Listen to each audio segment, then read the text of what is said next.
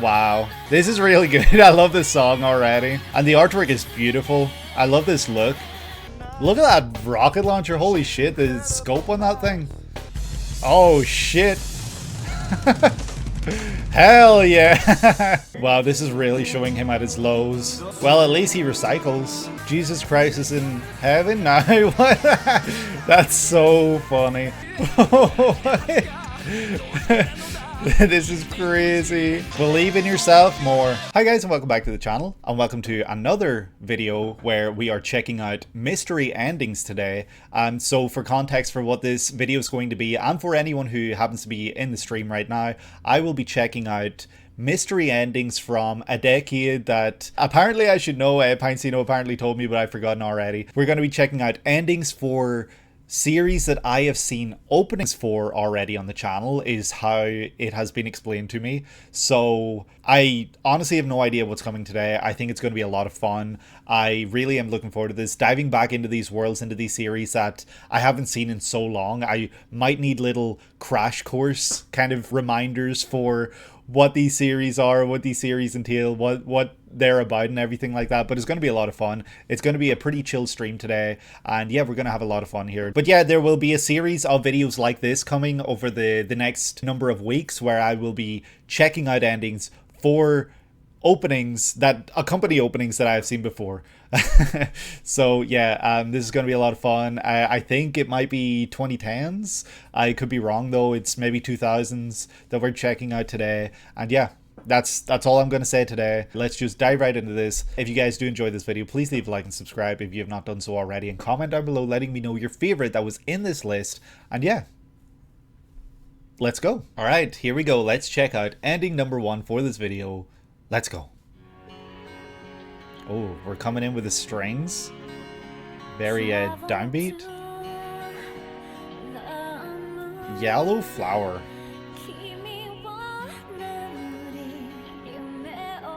We're starting off with a beautiful art type ending here. And a really sad sounding song. Nana! I recognize you.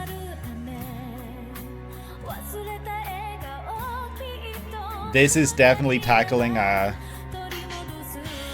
emotional side of this series. Wow. This is really good. I love this song already. And the artwork is beautiful. I love this look.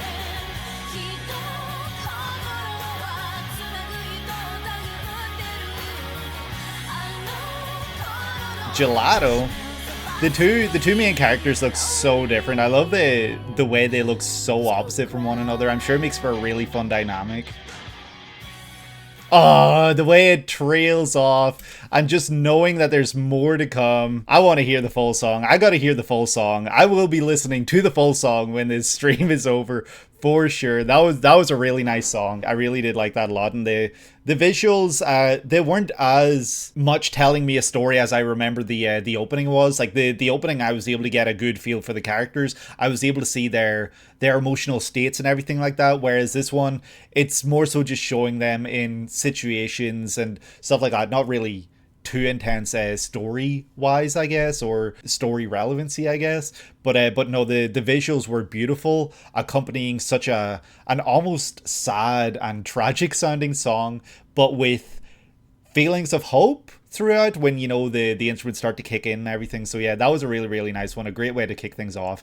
And yeah, like Staria said here, it was so short. I needed more, especially the way it ended with it trailing off. Like, you don't hear that, or at least I haven't heard that in anime before, I don't think, where you hear it trail off opposed to just having a concrete end. So that was really new and interesting for me. So yeah, just hearing the fact that it did that, knowing there's more to the song, I gotta hear the rest. I will be hearing the rest. This is the first ending for Nana, a little pin by Olivia Lufkin, listed under the name Olivia Inspi, or Inspi, Reira, as part of one of the show's fictional bands, Trap Nest. This was the first ending for the TV broadcast, but the audio would be replaced by the song of the second full ending for the DVD release. Really? So it's kind of like a Meisonikoku type replacement. Like, is it that kind of similar thing? That's really unfortunate because this is an incredible song. I can't imagine replacing this, especially when series, a lot of the times the first opening and ending are sometimes the most iconic for the whole series. Granted, I don't know the rest of the endings or any of the other endings for the series, but this was an incredible ending, especially for the series, because it tackled a completely different emotive state and feeling from what the opening did. So yeah, I feel like this one tells you more about the world and characters song wise maybe than the opening did. Granted, I'm not exactly able to picture or remember the opening immediately off the top of my head. If I heard the first few notes of it, I probably immediately recognize it. You don't really know why, since the one that replaced it is by the same singer. Interesting. But at the same time, to talk about the ending itself and the information given to me here by Pinecino, I always love and appreciate when the in-series band is responsible for an opening or ending. So, love seeing that. Trap Nest, I think you said, right? I don't know if you told me the name of the band in the opening, but that's a really interesting name. Being trapped and having a nest is kind of like, a home, but you're trapped in your home.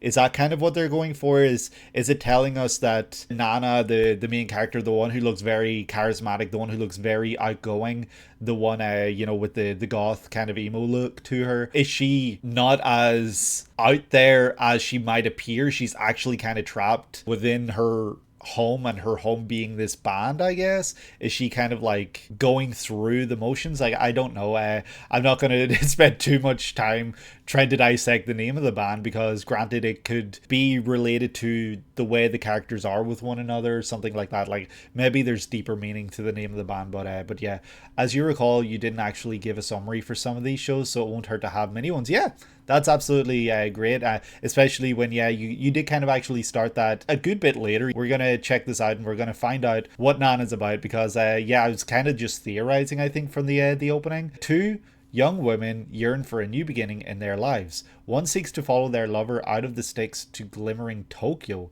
The other pursues distance from a harsh breakup with her former band's bassist. Former band. Okay, so the band that we see in this ending and her performing in the opening, I assume is her new band? Or that is the former band. Maybe she's not in a band at all right now and she's kind of getting over that. Maybe that's the whole point, where she's literally getting over that lifestyle that she's been a part of her whole life. Striving to hit big in the very same city, both cross paths, discovering they both share the same name, Nana, and find themselves under the same roof when they reach the capital. The pair support one another to forge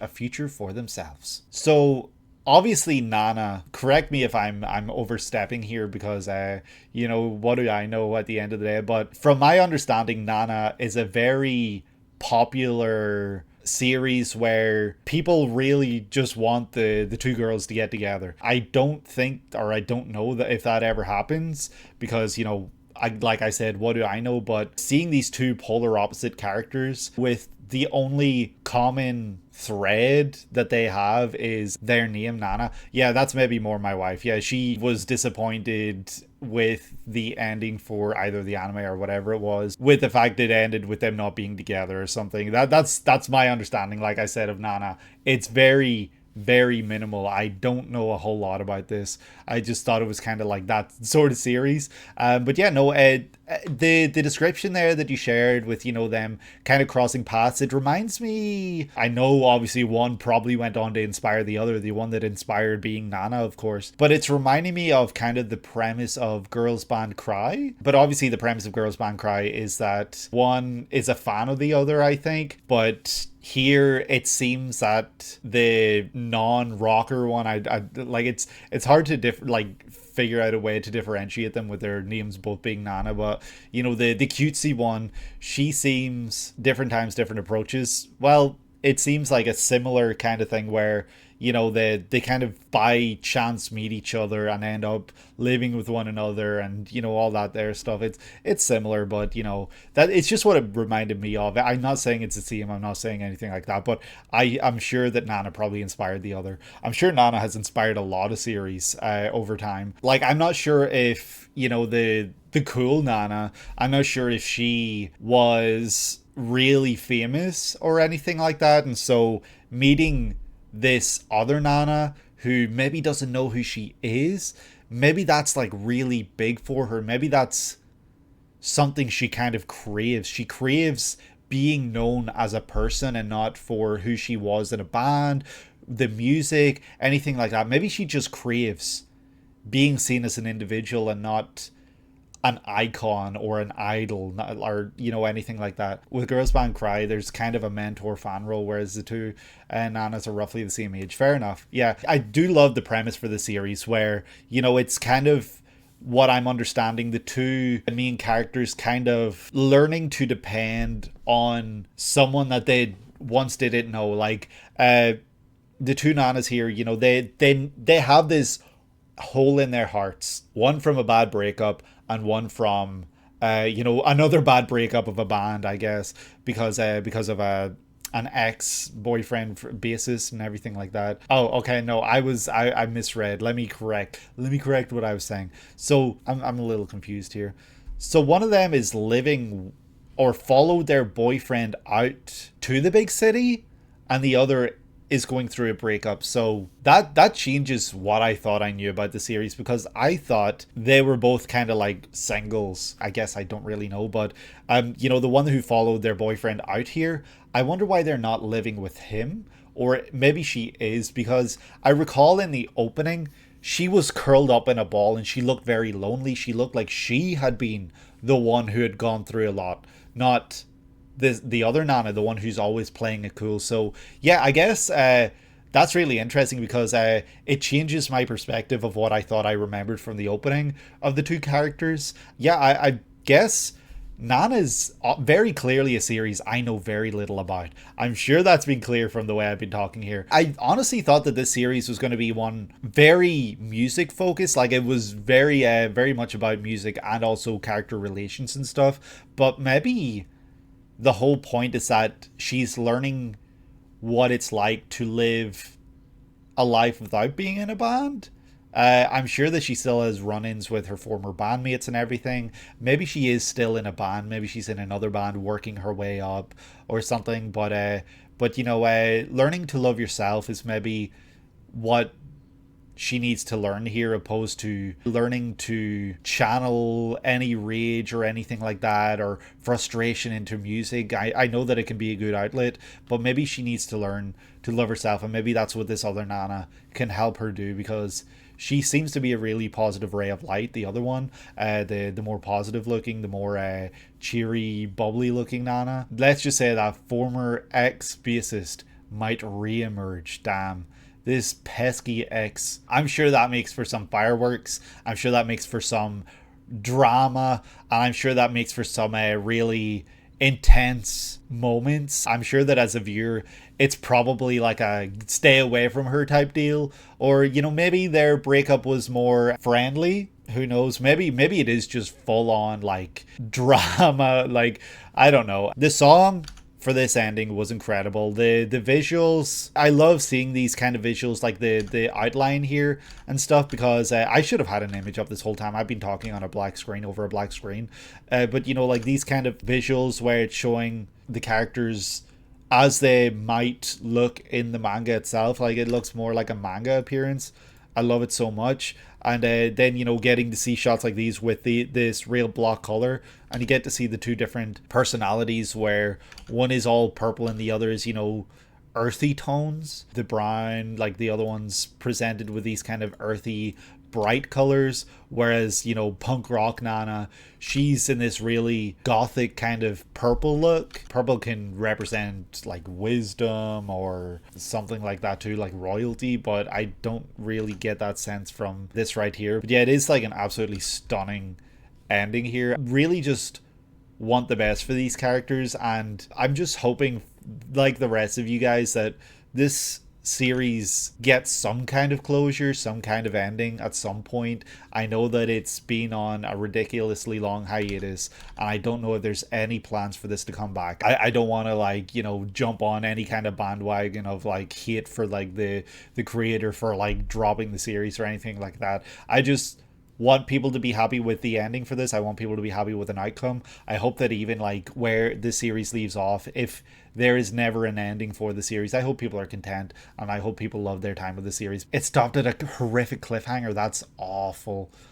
Yeah, no, that is actually terrible. I'm so sorry for fans of Nana. That is terrible. I think I remember you saying, Pinecino, that Nana was like one of 2 or 3 like series that ever overtook One Piece during its like 15 years on top as best-selling manga. There were only like 1 or 2 that ever took that throne until, you know, way later, when, you know, series like Demon Slayer and JJK came along that took the crown. But you know, there was like a 15-year stretch where like One Piece was on top, and I feel like I remember you saying Nana was the first to take it down a peg. I guess it was neck and neck with One Piece and volume sales when it went in hiatus, really, right up until it went in hiatus. That just goes to show the popularity and how huge Nana was. I don't even know the genre for Nana. I was under the impression it was a romance series, but maybe not even. Like, I really don't know. Nana and Death Note did it in 2006. That's cool. Death Note, obviously another huge series that, you know, it's a very blind spot for me. But yeah, Nana, if it is a romance, like I'm presuming it is romantic, but what would it be considered? Like slice of life? Just goes to show the power of Nana and how popular and huge it was. And I don't know if that was an influence for why the creator for the series kind of not fell off, that sounds terrible, but kind of like has been on hiatus for so long. Maybe the popularity and how huge this was a strain on them. And I know that there have been other manga creators and other creators in other mediums that have fallen into that same trap or that same fate, where the popularity of something they've created has been so overwhelming that they just have to step away from it because it's too much for them. I'm not trying to put words into the creator's mouth here, but maybe that's a similar thing here. Remind me, what year was Nana anime released? 2006. Oh, so this might have been a factor for why it blew up and overtook One Piece, I guess. Nana, what an absolute treat. I'm so glad we were able to check this out. I'm so glad Nana has returned once again to the channel. But yeah, let's check out what we get in ending number 2 here. Let's go. I'm trying to remember back to what was in the Nana stream, and yeah, I've got nothing. All right, here we go. Ending number 2. A wolf? Wolf's Rain, perhaps?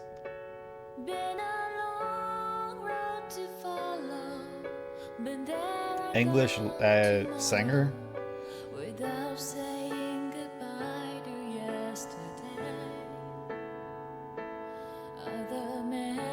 Gravity. Yeah, this is definitely tackling emotional themes here.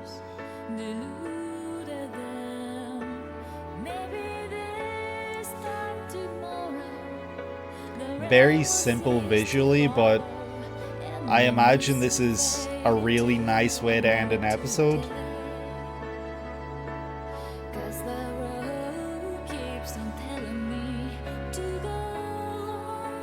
Beautiful singing voice.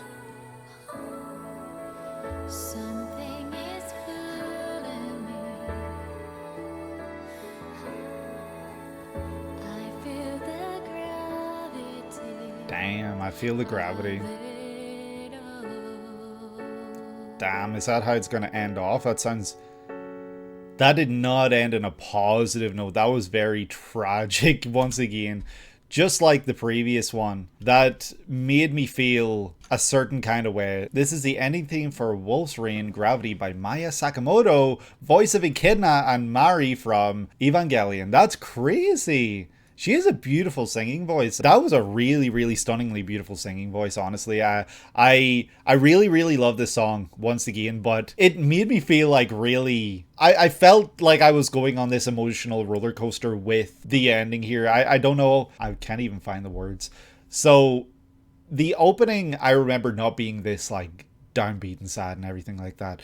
But the ending here, focusing on this wolf running in the snow with only a little strip being shown, the credits taking up, I would say, like 60% of the screen, with like 40% at the bottom, maybe even less than 40% at the bottom, like 35% or something, just being the visual. I feel like that's maybe playing into the lyrics with the gravity of it all, like it's being weighed down. Like, I know I'm like over analyzing right now, but it's almost like the credits are weighing down on the visuals. And I know, like, I'm not saying the team that worked on this is weighing down on this. I'm just saying that, like, thematically it's almost like what we're seeing is also being weighed down by gravity, I guess. And that's maybe playing into that. I can't say for sure that that's accurate. I'm sure I'm bullshitting once again, but I really appreciate that if they were going to go simple, they went simple. They didn't overdo anything at all. They had a beautiful song playing in the background, and they just had this repetitive image playing over and over and over again. And obviously, like, an animal in a snowstorm, it's this white fox, this white wolf, obviously would camouflage very well into this. So it's almost kind of telling you about some, like, an animal that's feeding into its environment, perhaps, or it's adapting to its environment. It's just kind of existing within this world it knows. It's not that it's not adapting, but it has adapted, and maybe it's showing that there's no room for growth. Yeah, I don't know. I need to I need to read this synopsis Pinecino has posted before I talk myself into some bullshit. In a world smothered by endless snow. Really? I didn't get that sense from the opening whatsoever. I had no idea this was a world smothered by endless snow. I honestly thought that it was, what's the word? It's not dystopian. It's I don't know. Like, just this kind of, like, yeah, I see snow in the ending for sure, but in the opening, I don't remember seeing any snow. Opening seemed very industrial, I guess. Something like that. There were very tall buildings, and, we were kind of seeing, like, some sort of slumish areas where people were just kind of living. There were these animals that were representing different people, and I don't know if that was metaphoric or literal, but, it very much gave me the sense that it was about people in a community trying to survive within the opening. But this ending, this synopsis with this idea of snow, I had no idea. The surviving humanity cling to a legend that paradise will reveal itself upon the world's end once the world's end truly draws near. Shit. Unfortunately, it is also said that only wolves, presumed extinct, will know the way. Wolves do indeed still live, barely, disguising themselves as humans for survival. Lone wolf Kaiba believes he has picked up the scent that leads to the promised land and collects a pack of fellow lost souls along his journey. That's really, really cool, actually. I always appreciate a series that has this kind of foretold prophecy. Obviously, this one, it seems that this prophecy is kind of being answered immediately, but a series that has this prophecy looming over the entire series, and you don't know what way it's going to go. You don't know how that prophecy is going to play out, if it's actually going to go the way things are said to be or anything like that. It's always fun to speculate and theorize, but within the series, it almost appears that that prophecy is literal. So yeah, I did get the sense that the wolf or wolves in the opening were in hiding, and I kind of think I remember questioning whether the wolves in that opening, or the wolf, the main character, whatever, was some sort of like body switching thing where, they could presume the appearance of a human or a wolf. I kind of speculated that, but I didn't get any concrete answer. And then when it was showing other characters and we saw other creatures, animals and stuff, like there was one that was very clearly spider appearance based or something. Like, you saw a spider, then you saw her, and she looked like she was working in a bar, or she was working in a shop or something like that. And I wonder then if she is actually voiced by Maaya Sakamoto, because obviously Maaya Sakamoto here is singing this ending beautifully. So, by the way, like, honestly, I've heard a lot of incredible anime voice singers, like anime voice actors singing within openings and endings, but her voice might honestly be the most beautiful, like, singing voice I have heard in terms of voice actors. And that's maybe a stretch considering, like there are so many incredible voice actors who sing out there, but from what I've heard, this really did surprise me that this was a voice actor. I honestly thought that this was going to be like some professional singer, The series shares the same writer as This series shares the same writer as Cowboy Bebop, and essentially all the melancholy attached to Spike's past and future are essentially blown up to be a whole show.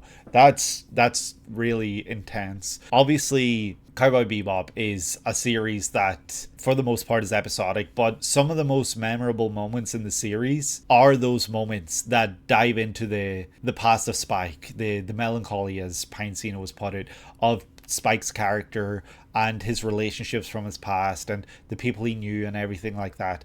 That content is by far and away some of the most memorable and some of the most iconic moments from that series. So to build a whole series like this one with those ideas being the central themes, that would make for a rough watch. That would make for an intense watch, and I'm sure that makes for some really great viewing. And I'm saying that with the knowledge that this ending definitely gives me the sense that episodes aren't afraid to rip your heart out and just leave you broken by the time an episode wraps up. I really can just imagine that this ending just is the absolute final straw, I guess. Like, I don't know, like I imagine that an episode will end and you're just like staring at the screen with like, I don't know, like just absolute disbelief, and then this ending starts playing, and I imagine like like anyone that's been checking out content on this channel, like all it takes is for Himmel the Hero's theme to just start playing and I'm already crying, I'm bubbling. So I imagine that this ending would have a similar effect on me by the time I would finish an episode for the series. I imagine that this ending would just absolutely kill me and rip me apart. What an incredible song this was. Visually, like I said, there's not really a whole lot going on. It does showcase, the wolf running in the snow, kind of like aimlessly, it would seem, because I know I talked about adaptation to an environment and everything like that, and I feel like what Pinecino said kind of I feel kind of validated in that analysis, because wolves have had to take the appearance of humans and they've had to adapt, and we see kind of this adaptation, as I was saying at the start of this analysis, within this ending, even though there's very little to go on. But also running in this snowstorm is very aimless, it would seem. Like, there's which direction do you go when everything is just white? You kind of just have to run.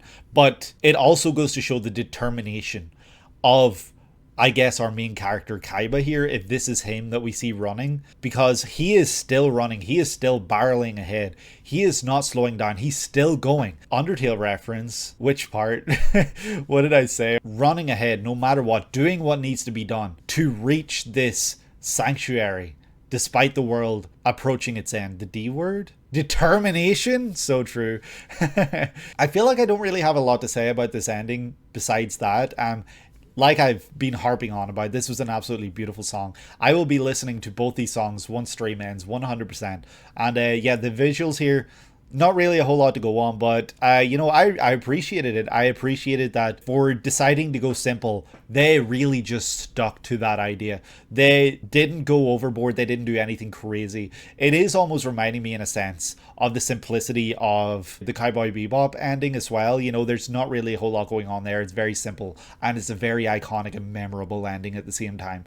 This is, I feel like, similar to me, where it's very simple with a great track in the background, and it's instantly memorable because of that. Before I move on to the next one as well, not to draw comparisons or not to shit on a series here, but another series that did an ending very similar that I checked out recently, the Fire Force ending.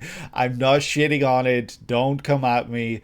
But it had a lot going on up here, and then down here was just all the credits and everything, and I feel like they're similar in that sense, but they took different approaches. One took a very simple approach and the other took an eye-catching and appealing approach. No, I love that ending. That's what I'm trying to say. I love that that ending had such a unique and cool visual style and such a badass song. But this one took a similar idea but went a completely different way about it and took a completely different approach. That's kind of what I'm trying to say here, where One went very simple, one went really just balls to the walls. But yeah, let's just move on to the next one and see what we get in this next ending. I feel like the 2000s had some really just intense melancholy within these endings, and I'm interested to see if that continues. So here we go into ending number 3 for this video. Let's go. Wonder what we're gonna get in this one. Speaking of Kaiba, wasn't there a Kaiba opening that we checked out in this set? It's Kiba. That's crazy. It's hard to know these days. Alright, let's check out ending number 3 for this video. Here we go. Okay.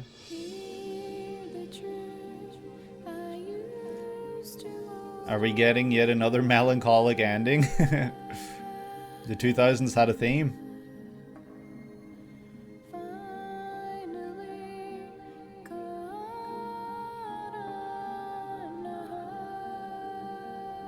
Caught on a hook doesn't sound good.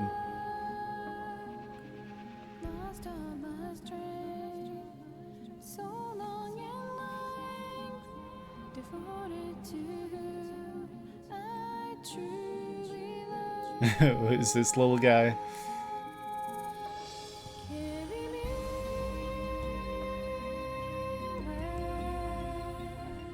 This sounds very ominous. The keys are very unsettling, I almost want to say. This is actually pretty creepy sounding in a way. It's very creatively, like, beautiful though. Like, I love the animation and the look of it. Damn, and now we're back to this panning reddy white pink screen. This one was a really interesting one. I'm not sure really how I feel or how to feel about this one. I feel like it's a hard one to analyze or think about or anything like that. Yeah, this did feel very ethereal. It felt very otherworldly for sure. The way certain keys were coming in. This is Kaiba. That's so funny. I almost wanted to say it while I was watching it, but I didn't want to in case I was wrong, because I don't actually know. But yeah, no, that's really, really funny. I was just like, so that's Wolf's Rain done. And then I was like, so what did we learn? Kaiba, Snow. And I was like, wait, Kaiba? That was an anime. So that's actually so funny. This one did feel very creepy. It felt, ooh, like, I don't know. I don't know how to feel about this. Like, it felt sinister almost, whereas I remember the opening being very beautiful, and it made me feel like it was the kind of series I remember actually my theorizing for it from the opening, where I speculated that the two main characters that it was showing that were constantly morphing into other people, it was almost like this story of tragic love story, or this fated love, or, you know, the idea of no matter what, in any timeline, in any appearance, in any whatever it happens to be, they will be destined to be together. Like, it felt like that was what the series might have been about, but now it's making me think there's some, like, either supernatural or otherworldly stuff going on here, because yeah, this song and this look right here, like, I don't know what this is. It's very eerie. Memories are stored in chips separated from their bodies, allowing the death of one to not affect the other. Really? Naturally, the wealthy use these memory chips to maintain immortality, and the poor sell their bodies to make ends meet. That's awful and that's terrible. Kaiba awakens with no memories, unaware why he has a hole in his chest, and possesses a locket dedicated to an unknown woman. Kaiba begins a journey to discover his identity, encountering many struggling to do the very same. Really? So that's really interesting. I had no idea. Honestly, that's such a really cool premise. I feel like I've seen there's something else that's done something similar like that. I don't know. I feel like there's something else that kind of has a similar premise with, you know, storing your memories, and that way when you die, you know, your memories live on and everything like that. But I had no idea that's what this was. I guess that kind of explains why all these bodies were changing so much in the first in the opening. And isn't this directed by, is it Yuasa? Is that who this is directed by? Because I remember that the opening had a really unique style. Also, I guess reminder, this is a Yuasa show. I asked before you sent it, so I think I get points for that. I think when I saw the Kaiba opening, I hadn't even seen Crybaby yet. Absolutely not. Yuasa back then was still a very new name to me because Kaiba, I think this opening was in one of the very, very first videos we ever did for like these mystery openings endings. Correct me if I'm wrong. This was maybe the first time I heard Yuasa's name mentioned on the channel when I checked out the opening for the series. So this is a really nice callback. This is a really nice way to look back at the journey that we've been on this channel. This was the second set overall. That's insane. First set, of course, being was it 2010s? Was the first set the 2020s? Oh yes, of course. The first set had Hell's Paradise and Tokyo Revengers and stuff like that on it, I believe. That's absolutely crazy just to look back on the journey we've been on this channel. The way we have seen so many openings and endings now at this point that we can look back on this, and the name Yuasa now means a lot more than it did back then. To me, that was just a name. Like, I didn't know anything about it. I didn't know any of his other works. I'm sure that Pinecino said that he also was behind, Devilman Crybaby, but this right here being the first time I ever heard of Yuasa's name, that blows my mind. Because Yuasa at this point, I have seen Devilman Crybaby. I have seen so many of his openings. So many openings for series he has been behind. He has been the creative force behind. He has been the director. He has been a part of. And honestly, he's got such a unique style, such a fun feel, and everything that he touches is gold unless, your name is Japan Sings 2020 apparently. But, everything has been so incredible that I've checked out of his so far. Kaiba, up until today, was a series I knew nothing about. There was no description, there was nothing. There was literally just here's Kaiba. Little bit of description about who the team was that worked on it and the song title itself, I'm sure. But other than that, there was nothing. So I didn't know anything about this. I still don't really know a lot about this. Like, this little guy that was spinning and flying his way in here who looks, I don't know what he looks like. He almost looks like he's like some sort of squid or something. I don't know if that's kind of how some characters look in this series, if there's anything like that. Like, yeah, it's really still mysterious to me. This series is one that I've learned a lot about today, but still with the melancholic and really tragic sounding song that was playing in the background across this entire ending the whole time, I can't help but get the feeling that there's a deeper and more intense sadness that runs throughout this.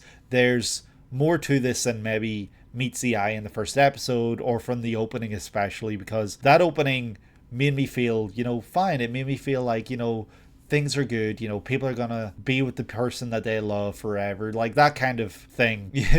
Not everything will be down. That's fine.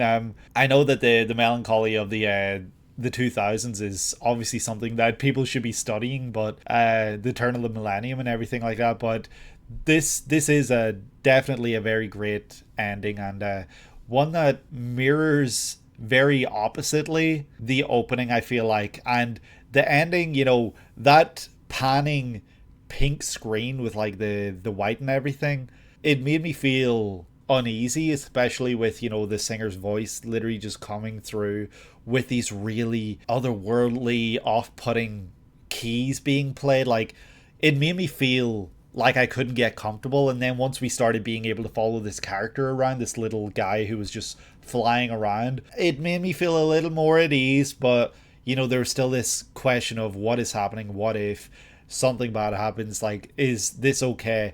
And that's when he comes across this character who I presume is someone who is hooked up to this mind preserving kind of device. Like, is it kind of like these spikes go in your head and they pull out your memories or something? Like, I imagine that's what we're seeing here, but the person that we're seeing hooked up to this thing, they look lifeless, they look dead, they look like they're an empty husk. So I wonder if that's also something that we see in this series, where it's like this question of when memories are pulled out of someone so that they can be stored and put into someone else in the future, does that body just kind of shut down? Is that what happens to Kaiba? Was he a body that was just kind of tossed aside and thrown away because his memories were already extracted and so there's no use for him? His memories are going to be put into someone else now, and so he just has to live out his life not knowing anything. As for the hole in his chest, I have no idea what that could mean. I feel like the opening and ending and description here kind of don't give me any clue as to what that could be, but the locket, I assume, is someone that he loves, someone that loved him, and that's kind of just all he has to go off of. He wants to meet with this person and he wants to understand what is happening in this world, what is happening with him, because he doesn't have any of those answers himself. But yeah, the fact that once this creepy looking thing kind of opens his eyes and looks up, we cut away immediately, yet again makes me feel uneasy, makes me feel kind of on edge, and makes me feel that everything isn't quite as it seems, because that doesn't seem okay. That makes me feel a little sorry, I don't feel like I have much more to say about this one. I feel like the song itself did a great job of making me feel uneasy. The visuals, what we saw of like actual animation when we saw characters and everything, was absolutely stunning and beautiful. That's to be expected with a Yuasa work, but everything else was just very confusing to me. I don't really know if I understand enough to be able to kind of draw out what I think the series might be or might be about. But yeah, I think I'm maybe ready to check out ending number 4 for this video, so if we're ready, we'll just move on to that one. Here we go. Alright, I fear I don't have any way to pull out what this could be out of my ass here like I did with the last one, but yeah, let's move on to the next one. Here we go. That's gotta be Ghost in the Shell. Standalone complex, right? This is cool. I love the standalone complex openings so much. They were so good.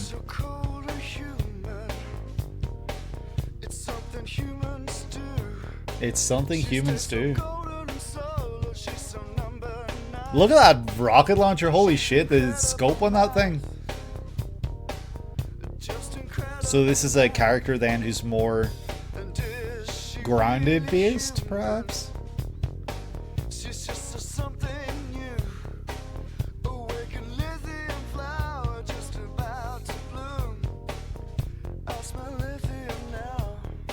Bro likes the alcohol. I wonder if this ending is kind of showing every character's vice.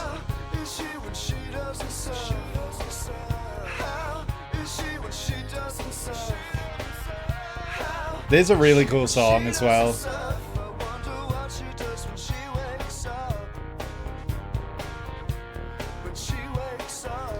I love these freeze frames. This is so cool. Okay. Why is it showing her standing nude? Like, that didn't entirely feel necessary, but okay.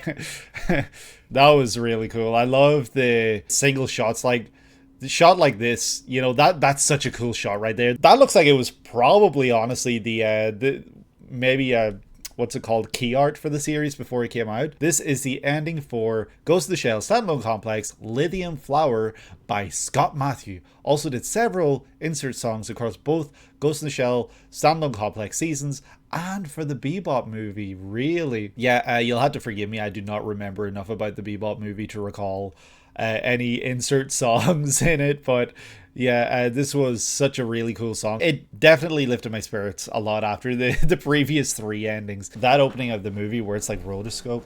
See, now you're kind of like saying things that ring a bell, but I still can't quite place it. I'd have to go back and look at it. Standalone Complex, I remember this was such an incredible series of openings that we watched. I think it was 2 openings that we checked out for seasons 1 and 2. I just came away like, wow, like this is a series I really want to know more about and everything like that. But this ending right here definitely gave me the sense that these characters each have vices, and that's almost like what it's kind of showing us throughout, where this guy's vice might be beer or whatever. He's also really into his weapons and stuff. This guy, I don't really know. But then, you know, you get to see people with alcohol, gambling and everything like that. It's kind of just like what people do that they enjoy, you know, what people do that they like doing, what they're good at, stuff like that. And yeah, the character designs in the series are incredible. I love how this looks so much. This is this Madhouse? Am I right in saying that? I feel like when we were checking out these early lists, it was like, okay, here's another Madhouse opening. Madhouse, Madhouse, Madhouse. Oh, production IG. Okay, okay. I see. Section 9, an independently operating police unit established by the Japanese government, deals with the highly technological crimes of the not so distant future.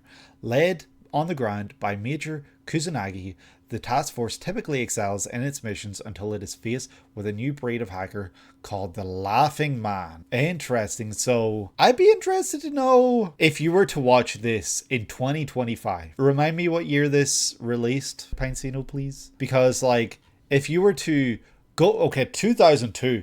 If you were to go back and watch a 2002 series, diving into technology advancements and, you know, hacking computers, all of that, being at the very center of this series, I wonder if you were to go from 2025, and watch this, how it holds up. Not to say that it can't hold up or it won't hold up, because obviously there's more to it than that stuff. I'm taking this off, sorry. Like, I'm sure the characters and everything like that are the main central draw for a lot of people for this, but I just think it would be really interesting to check that out, because I know watching Steins Gate, which was 2011, I believe, 2011, even it had some very dated technological kind of ideas that it was presenting. I just think it would be really fun and interesting to go back to a series this old and see just where that is, just see like how interesting that is. Like, I can't imagine it is a detraction, like I can't imagine it detracts your enjoyment or it takes away from your viewing experience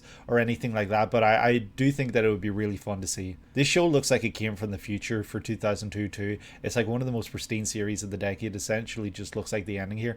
That's one thing I was going to say as well. The ending is absolutely stunning. Like the way characters are presented here, the lighting, coloring, the way everyone looks here, it almost looks like it should be the ending. Visuals look, this might sound crazy, you know, but movie quality. Like, I'm thinking something like Paprika or something like I feel like I compared it to like a Satoshi Kon work, like how characters look and appearance and stuff as well when I checked out the openings. And that's not what I'm going to do here today. It's just like, you know, that level of crisp and that level of pristine, that level of polish.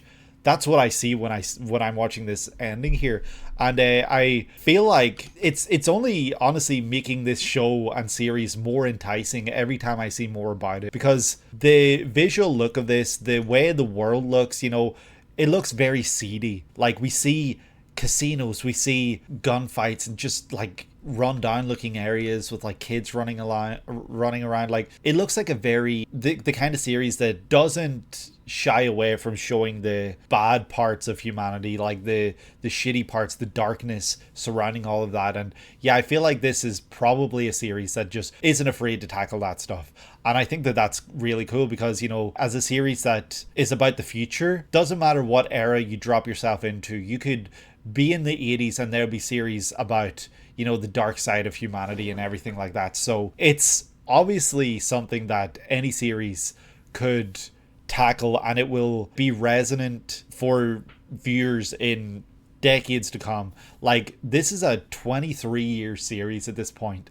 This series is old enough to drink in America. It still looks this good. Like, it's absolutely insane. Like, I'm not trying to bash on any of the other series we've seen so far today, but compared to what I saw in other endings so far, granted this is just freeze frames, this is screenshots, this is still images, this looks incredible. And yeah, it's not the most visually fun ending, because like I said, it's literally just screenshots, it's frozen images that capture moments in the series, but those moments look so incredible. The detail, everything about it just looks amazing. You must say that the guy with the RPG at the beginning has the same voice in the English dub as Realm Reborn Gaius. No way. Let me see. This guy right here, Such Devastation?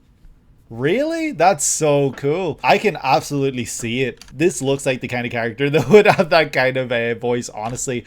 This character, though, I don't know, there's something about it that's reminding me of like a Full Metal Alchemist character or something. That's coming from someone who knows nothing about Full Metal Alchemist or anything like that, but there's just something about it that's reminding me of that series. I don't know if Production IG and Bones have any kind of crossover potential or anything like that. Both Production companies do have a layer of crisp and detail and attention and everything like that. So yeah, I think that that's really cool. I love the idea that this team of ragtag misfits, it almost look like, are the sole force protecting the world from these cyber forces. You know, there's this team right here is probably very interesting. I'm sure every single character here is very unique in their own way, and I'm sure that it makes for very interesting and fun viewing. But yeah, Ghost in the Shell standalone complex. I think that it's really cool seeing that, you know, that we actually get to see some of the action within this. I know, like I've been saying, it's still images, but look how cool that looks. You know, you've got Major fighting with this robot, like, companion, I think, or I hope it's not like an enemy, and she's just turned to face us because, you know, that way it's good image for, you know, a key art or something like that. But she looks so cool like this. She's in the middle of a battle, and the explosion in the background, the way that this image is positioned and everything like this, that's her cute buddy. Yeah, that thing is adorable. But, you know, the framing of this and everything looks incredible here, and covert missions are always going to be fun. You know, this underground group that nobody knows about. Well, I don't know if nobody knows about this group, actually. Like, maybe everyone knows about them, but, you know, the fact that they are going and doing all these insane missions, I think that that's so cool. I think that you would probably get some episodes where there's a lot of action, and you probably get a lot of episodes where there's a lot of setup and stuff. Like, I think that my idea of what the series is that you'll spend several episodes, you know, setting up for these big moments, and then, you know, there's this big payoff. It can be very police procedural. Okay, yeah, no, that's kind of what I was figuring, where, like, you got to go through the motions before you can just get to the action, the badass sections and everything like that. You got to actually, like, be invested. You got to go through the motions. You got to go through everything before you can get to that point. And yeah, I appreciate that this series does that. I think that it would be a really fun one to check out. I don't know if I'll ever do it on the channel, because I'm not sure if there's really the audience for that, but, you know, this does, I said it back when I watched the openings, this does seem like the sort of series that I personally would really, really love. And yeah, I do hope to one day check the series out in one form or another. But yeah, that's gonna wrap this one up. Really cool song. I love the song as well. It had a really, I wouldn't say upbeat feel to it, but it kept me grounded. Like, it didn't make me go on peaks or troughs or anything like that. It kept me at a certain level, and it really encapsulated a lot of what this series looks to be. So yeah, we're going to check out ending number 5 now. So let's move on to the next one and see what we get. Here we go. All right, let's see what we get in ending number 5. Here we go. I saw a drill.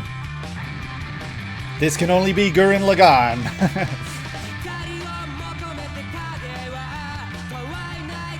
This is really intense. This feels very fitting for the series, though. Look at those heaps in the background. Is that an alien?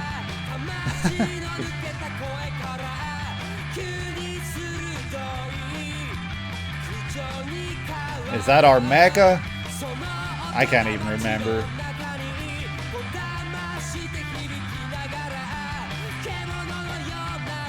Classic walking ending.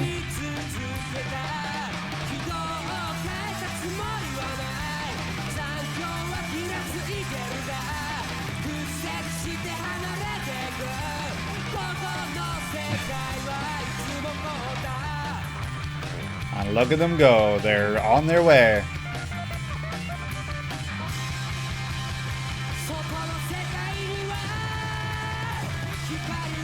This is intense as hell. Wow, the instruments are kind of just like a wall of noise at this point. And it all comes together to a single thread. That's what the ending's telling us.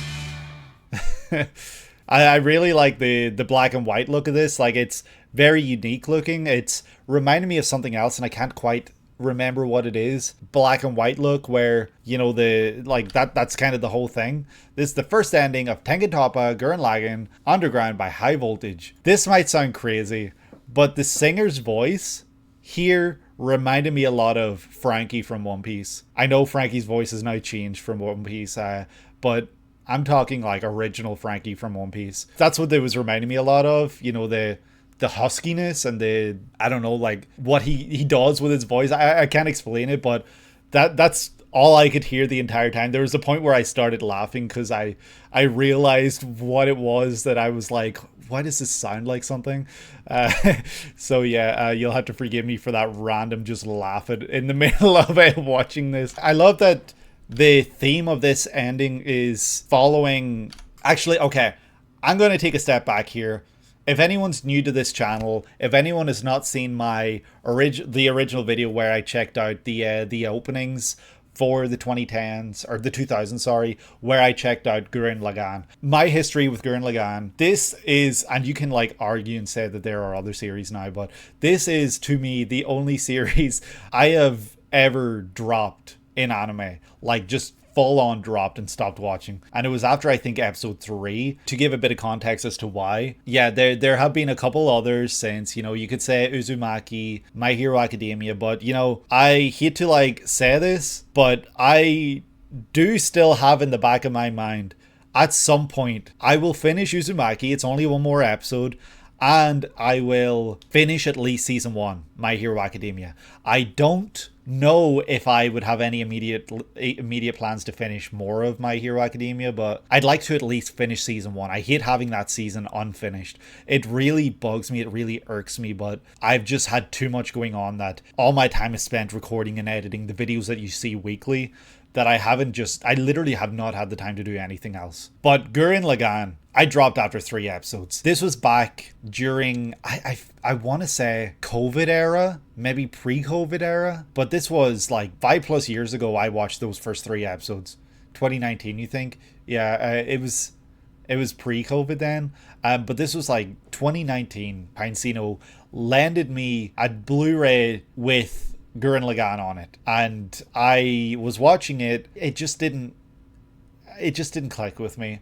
I didn't really enjoy it as much as I hoped I would. But, you know, granted, during that time, I was going through a lot of personal stuff. My family was going through a lot of personal stuff. So it was a rough time. I don't really think I'm going to get into it because I'm not here to get into it. I'm just kind of trying to give my history with Gurren Lagann. And, you know, I associate those rough times with Cowboy Bebop. I watched it while a lot of bad stuff was happening. And I was able to kind of like channel those feelings into Cowboy Bebop. And then like when I finished it, I asked Pinecino, what's the next series I'm going to watch? And he was like, Gurren Lagann. And so that's what I was diving into. And I just don't know, it just didn't click back in 2019. Maybe if I was to watch it now and I was to like just take myself away from everything, you know, not think about anything, not be worried about stuff that's happening in my personal life or anything like that. Maybe if I was to just watch a series, kind of like I've been doing to enjoy, I imagine that this would be a completely different outcome. Maybe I would finish the whole thing, maybe I would enjoy it. But yeah, I guess just back when I was watching this, it just didn't click with me. It wasn't something that I immediately fell in love with. And then this is also like going back to a time where I had maybe seen like 4 other series. I'd watched Berserk 1997. I'd watched Neon Genesis Evangelion. I'd watched Cowboy Bebop. I'd maybe watched JoJo, but I can't say for sure if I had or not at this point. So this was one of my very first anime that I was going to watch. One Punch Man, Attack on Titan, of course, how could I forget?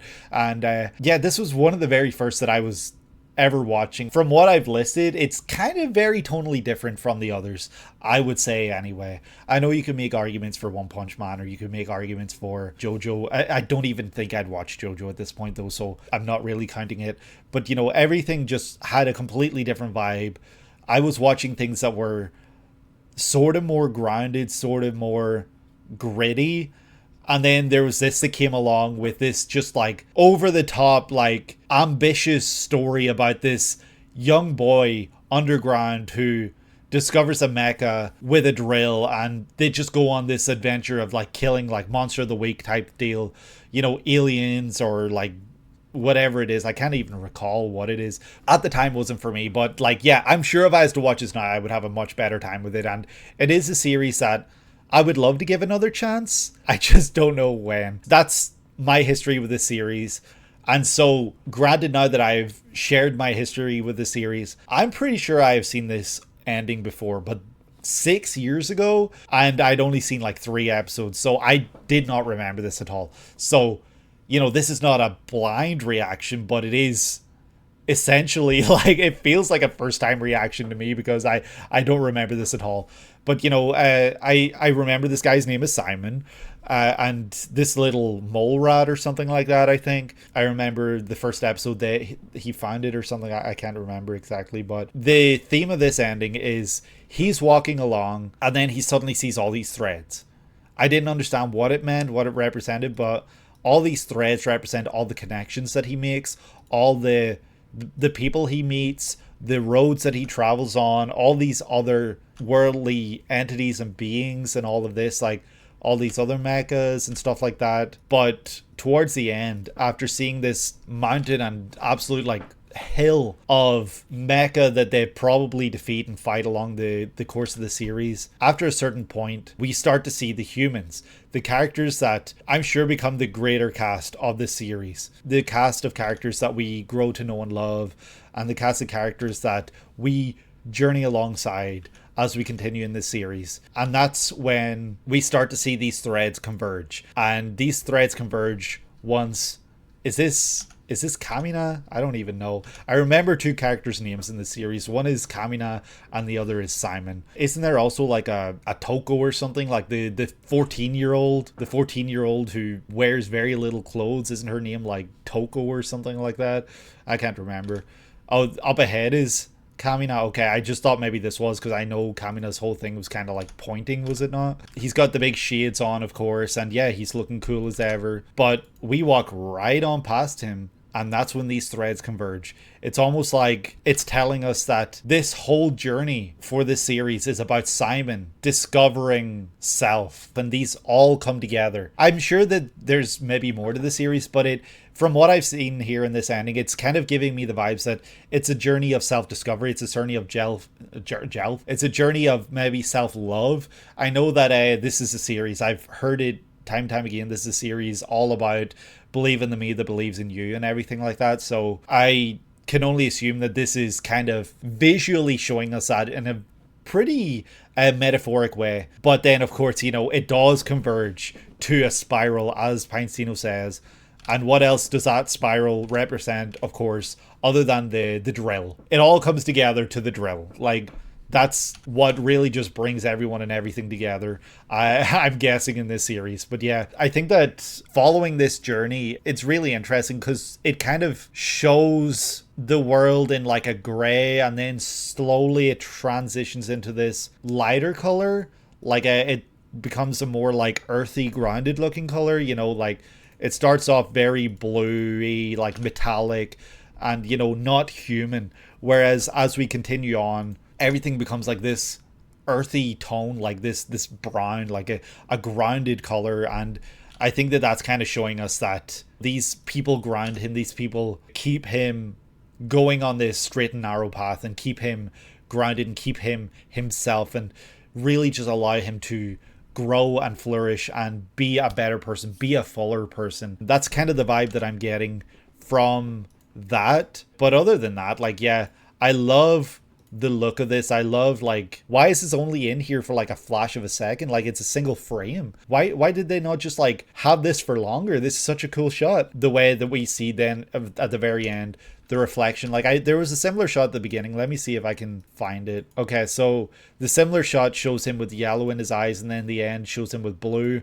and then we see the sky reflected. So I don't know if the yellow's kind of like representing anything, but the blue here represents the idea that the sky is the limit, and that's obviously represented by the fact that he is looking up at the sky. He sees the clouds, he sees the lovely blue sky, and it's kind of just telling you that there are no limits here. You can do anything, you can be anyone you want to be, you can be your own person, you can do anything here. That's what I'm getting here. The song was very intense. It was very wall of sound-ish. Like, I'm not saying that it was like it. It sounds nothing like it, but like when I say wall of sound in these anime opening and endings, I'm reminded of Zenshu, the opening for it, where it was very loud and in your face, and you know, the instrumentation was just very intense.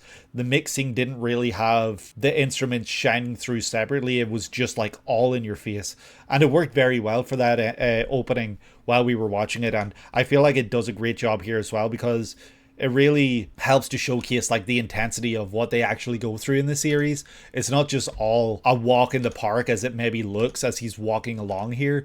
Like, you know, you just literally see him walking through all of this, and he stands out against and separate from the rest because he's got different lighting, different coloration and everything like that. It's not just a walk in the park, it's a lot tougher than that. But yeah, I don't know if I have much more to say about this. This was a really cool ending. I think we're ready now to move on to the next one, so let's move on to ending number 6 and see what we get. Here we go. All right, let's check out ending number 6 for this video. Here we go. Oh shit, this sounds more epic than what we had before.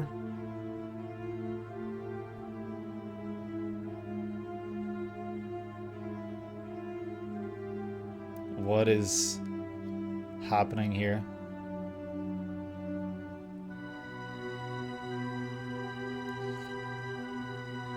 This feels creepy. I know this song. Isn't this that one that's like, oh my god, what is this song? This is a song though, right? This is an instrumentation of like,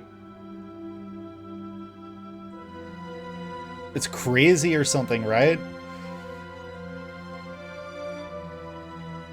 Is this Ghost in the Shell again?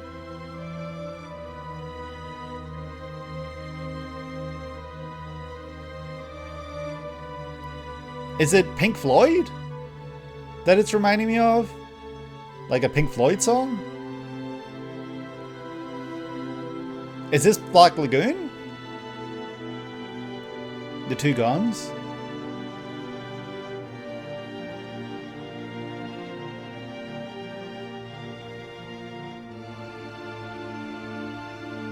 Wash away everything. Oh shit. Oh shit. Hell yeah. Wow, that was a badass way to end that. I was not expecting that, but that was badass. She's just so cool. Like, she's too cool. Like, I don't know. She's too cool. Like, she's so cool. This reminded me a lot of a Pink Floyd song, like the instrumentation. Like, it's on the wall, and it might be like the last song on the wall. You did provide a summary for this, but as a refresher, can I try and give like what I remember before I read yours? I think it would be fun to compare notes. So this is a series about some guy who is being held ransom in an African country or something, and this group is going to retrieve him. That's what I recall anyway. As a refresher, ordinary salesman Rock finds himself a hostage of Lagoon Company after a botched deal. Infuriated when his company abandons him, Rock joins the band of rogues and finds himself consistently butting heads with the brash gunslinger comrade, Revi. Yeah, she's too cool. Like, look at her. She's badass. She's got to be up there with coolest girls in anime for sure. The way the whole ending was kind of just making it look like this was a character who... Oh, it's in Thailand. Ah, forgive me. I don't know why I thought it was in like an African country. But you know, it starts off, you know, we see these bullets. Like, I don't know if it's full bullets or just the casings that are falling. And it's kind of giving you the sense that not everything is okay. Then we start to see clips falling. And everything's getting lodged in the sand. We see the footprints. And then eventually we do see two guns fall. Yeah, it's like, oh shit, what's happening here? Like, is she okay? Is everything okay here? Is this kind of like this sort of scene where it's like showing her stripping away everything that you know of her, and you're going to get to see the real her. You're going to get to see the human side of her, like the emotional person that is Revi, opposed to the badass image and figure that we see within the series every day. Like, that's kind of what I was thinking here, especially when it washes away the guns and it washes away the bullets, it washes away everything, her clothes, her shoes, everything is washed away until it gets to her. And that's when it's very clear that she will never change. Nothing about her will ever be washed away. She's the same badass as ever. She will always be there. This is Revi. This is not someone that is gonna be walked over, stepped over, or anything like that. She is here and she's going nowhere. And I think that that's so cool that the ending kind of led you in one direction and made you think that it was going to delve into a more emotional kind of aspect, whereas this just like, nah, never mind. This is Revi and we're going to ramp everything up. We're going to get the drums to just kick in. Everything's going to get really intense, and that's her. She is intense. She is driven and she is badass, and I couldn't think of a better way to end this ending. I couldn't think of a better way to wrap up this show if this is the same ending that plays in the very last episode. This is just perfect, and it really just encapsulates everything about her that I know of anyway. And I'm sure that she's a huge driving force for the series. I'm sure she's a huge draw for the series, because she's like, watching this opening and ending that I've seen for Black Lagoon, yeah, it seems cool and everything. The description seems cool and everything, but she's the main draw for me. she's just so cool. The long beginning section where it's pitch black is because this is one where it plays over the ending of each episode. We love that too. We love an ending that leads into the episode, or that makes no sense. We love an episode that bleeds into the ending on this channel. Like, I absolutely adore that. That's one of my favorite genres of ending. And I'm so glad that we're getting to see more of those, even though you're cutting out the episode portion itself, because that's, showing spoilers for episodes and everything like that. I do appreciate that you're going to that effort to remove those sections. But like, wow, we love that. I love that so much. Let me just real quick pull up what I'm trying to think of the song.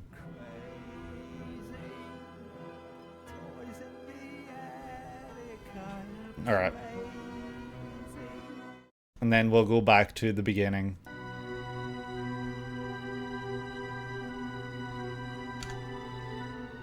Like, I'm not crazy, right? It's the same melody, right? It's the exact same melody. It immediately just made me think of that. And that was just insane to me. I was like, holy shit, is this like an instrumentation of a Pink Floyd song playing over this right now? I really adored this ending a lot. I love that, like I said, it kind of subverted my expectations. It just makes me more intrigued by this series, because I don't know if there is more to her. I can't imagine there is, because I feel like this ending kind of tells you that there isn't more to her. She's just her. She is her. She is the it. Sadly, I feel like, because I've already talked about the instrumentation and what I think the visuals kind of represent within this, I feel like I don't have really a whole lot to say about this ending, besides the fact that I think that this was so cool. And it's one that I'm gonna remember, simply because that ending came out of nowhere. It kicked ass, and it was just so intense, and it was so fun to watch. And yeah, I loved it so much. I feel like I might sadly already be ready to move on to the next one, simply, like I said, because I've already talked about what I think it all represents here. So let's move on to ending number 7 and see what we get in this next one. Let's go. All right, here we go. Is that Kaiji? There's no way. He has returned. Wow, this is really showing him at his lows.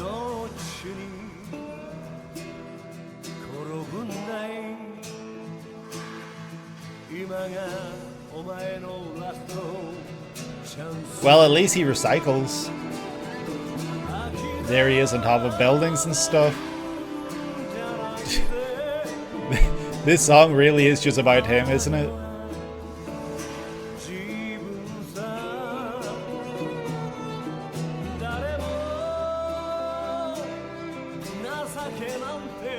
He looks so uncaring, like he's given up. That's just the kind of vibe I'm getting from this ending.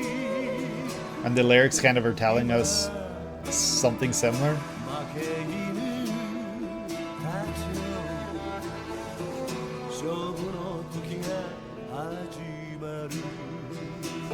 For the underdogs begin now. Kaiji, what depths will you go to get your freedom, to change yourself? Because yeah, the lyrics in this are very clearly telling you that it's not too late to change, and it's very much encouraging him to be a better person, I guess. Like, that's how it feels. Visuals kind of give you the sense that he doesn't have a whole lot going for him. He looks very down in the dumps a lot, and he just looks like he's kind of existing, kind of living whatever life he has. He doesn't look like he really is happy with his life, and that's kind of the feeling I got while I was watching this. And the lyrics as well, kind of supporting that, and feeling very melancholic, and these almost country sounding strings being played throughout really just do a good job of drawing out the notes and making the whole thing feel more personable, I almost want to say. This is the ending for Kaiji, Requiem of the Underdogs by Hakuryuu, who also voices one of Kaiji's primary antagonists. Interesting, because I feel like the lyrics are kind of egging him on and kind of like celebrating and supporting him and being like doing the opposite of antagonizing him. So the lyrics being sung by one of his primary antagonists is really, really curious to me. I wonder if that was an intentional choice. Maybe it's like a mocking tone. Maybe instead of it being that it's encouraging him, it's mocking him with the lyrics. Yeah, it's not too late to give up. Don't give up. You can do anything. You can still change. When realistically, we as viewers might know, he might know as the antagonist, this guy's never going to change. And so these lyrics might honestly just kind of be mocking him at that point. Kaiji unwittingly finds himself in a lifetime's worth of debt to some very unsavory individuals. Offered with a chance to claw back his freedom through just a few little games on a mysterious cruise, Kaiji begrudgingly accepts. Zawa ensues. Wasn't the whole premise that his friend or something had a debt and it was shoved onto him or something like that instead? Yeah, that's insane. That's so sad. This poor guy did nothing, and his friend just shoved all this debt onto him. He did not deserve to have to go through whatever it is he had to go through over his friend. How can you even call him a friend at that point? Also, the timing for watching this is really funny to me, because I'm pretty sure Squid Game season 3 came out like 5 days ago or something like that. So that's a series that I've heard people say ripped off Kaiji. I think that the timing for checking out this stream, checking out this ending, is actually really humorous to me, because nobody is talking about Squid Game season 3. Not a single soul on this planet is talking about it. That season seemed to have just shitted the bed. Squid Game is very successful. Yes, it's very successful, but what I mean is like Kaiji did it better is what I was trying to say. That's what I've heard. It's got like huge ratings for season 3. Not a single soul is talking about that season at all. I have heard nothing about it. But anyway, we're not talking about that shit. We're talking about Kaiji today. And this ending kind of like, yes, I know the whole point is that he didn't get himself in this debt, but he does look to be a kind of deadbeat. He doesn't really look like he has a lot going on for him. He's standing in the tops of buildings just looking down. I don't know if that's kind of him just looking down on everything that happens and like seeing all these other people existing, going about their lives, and seeing that he's so far away from that. He's so separated from other people. He's so separated from like life and just individualism. He is just existing as he is. He's not exactly happy. He's not exactly living a fulfilling life. At the very beginning, we see him like squatting next to this vending machine, everyone walking past him. He's just a guy on the side of the pavement. Like, he's not notable. He's not worth looking at. He's not worth talking to even. He's just a guy that is there. He's literally not relevant. Well, not that he's not relevant. He's not important, I guess. He's got no self-importance. He's got no relevancy in this world, and he just exists. Then we do get the inspirational lyrics as he's looking out and everything, but then we just kind of see him slouching again. He's just almost like a deadbeat. He's doing nothing. He's not helping himself here at all. He's just simply existing in this world. He's sadly not someone who looks like he has a good life going for him. So this whole idea of this debt being shoved on him having to pay it off, even though, well, it is his debt now, but it wasn't his debt that he accumulated. Maybe everything he goes through kind of makes him recognize the value of his life, recognize the value of living, and recognize that he wants to live a more fulfilling life. He wants to live a life that he's happy with, he's proud of, and that he feels like he did everything he could to live a fulfilling and accomplished life. That's maybe what I'm sensing here. I don't know if it is like this kind of story of not like coming of age, because he already looks of age, but you know, this story of self-discovery, of self-worth and everything like that. That's what I'm sensing from this ending, because the openings didn't really give me that. So by the grinning guy, you mean this guy right here? This is the guy singing. He looks creepy. And yeah, Kaiji. Mish has been wanting me to check out Kaiji for so long, and Kaiji, surprisingly, I say surprisingly because it's a series that I don't know if it's super popular or anything, but surprisingly did very well in the poll that I did that released before I started checking out Frieren and ReZero. Kaiji was up there in like the top 10, I feel like, and there were 60 series in there. That guy would go on to get his own spin-off series. Really? That's so cool. So I'm guessing he's a really popular character then, if he managed to get his own spin-off series. I assume he's very charismatic and everything, but yeah, Kaiji, love how it looks, love the colors, love the way just it's presented here. Kaiji has a really unique look and really unique style, and I think it's set apart from anything else that exists in the medium. Like, I've never seen anything else like this. I think I'm going to move on to the next one. This is a really cool one. Love the song. It was so fun, and the lyrics were very inspirational and motivational, but of course I feel like that's maybe mocking. And yeah, seeing Kaiji again on the channel is always fun. And yeah, let's check out the next one. Let's see what we get in the next ending. Let's go. All right, here we go. Let's see what we get in ending number 8. Let's go. Holy shit. Did that say Monte Cristo? I had like 5 seconds to read it. Not even. Split second. Is this the kind of Monte Cristo?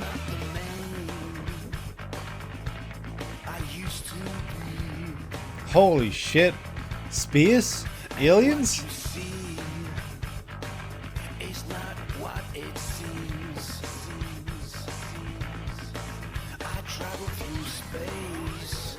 Travel through space.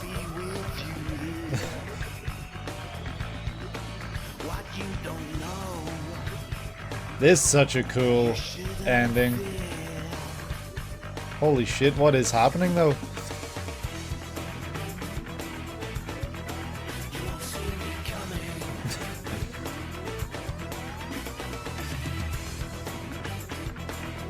This is like really cool. Like, this should be an opening. Wow.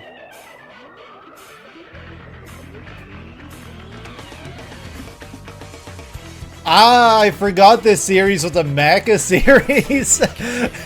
I completely forgot about that. That's so funny. Is that the Count?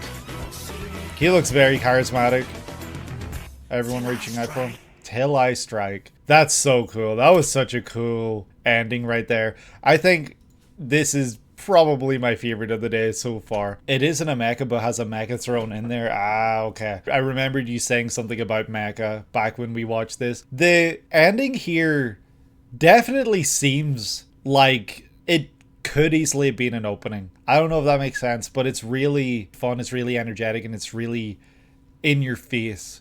The sort of thing that you want before an episode, but then maybe this perfectly wraps up an episode. Maybe at the end of an episode you got so much built up hype that, you know, this is just a nice one to rock out to, just to round things off and like finish the episode for sure as a whole. One thing I will say is that I feel like it suffers the fate of a lot of the early 2000s openings, where it's just like stick a grainy filter on it and, you know, shake the camera. That happens in, I can't name any right now, but in a lot of the early 2000s openings that we've watched, that seems to be a very present thing, where it's just shaky camera, really grey, like dull colors, like the colors being drawn out of it, and with this really intense like fuzzy filters shoved on top of it. Like, that is very present throughout a lot of this too, but I feel like this one almost takes that and perfects the whole thing by also incorporating a lot of images from the show itself, I think.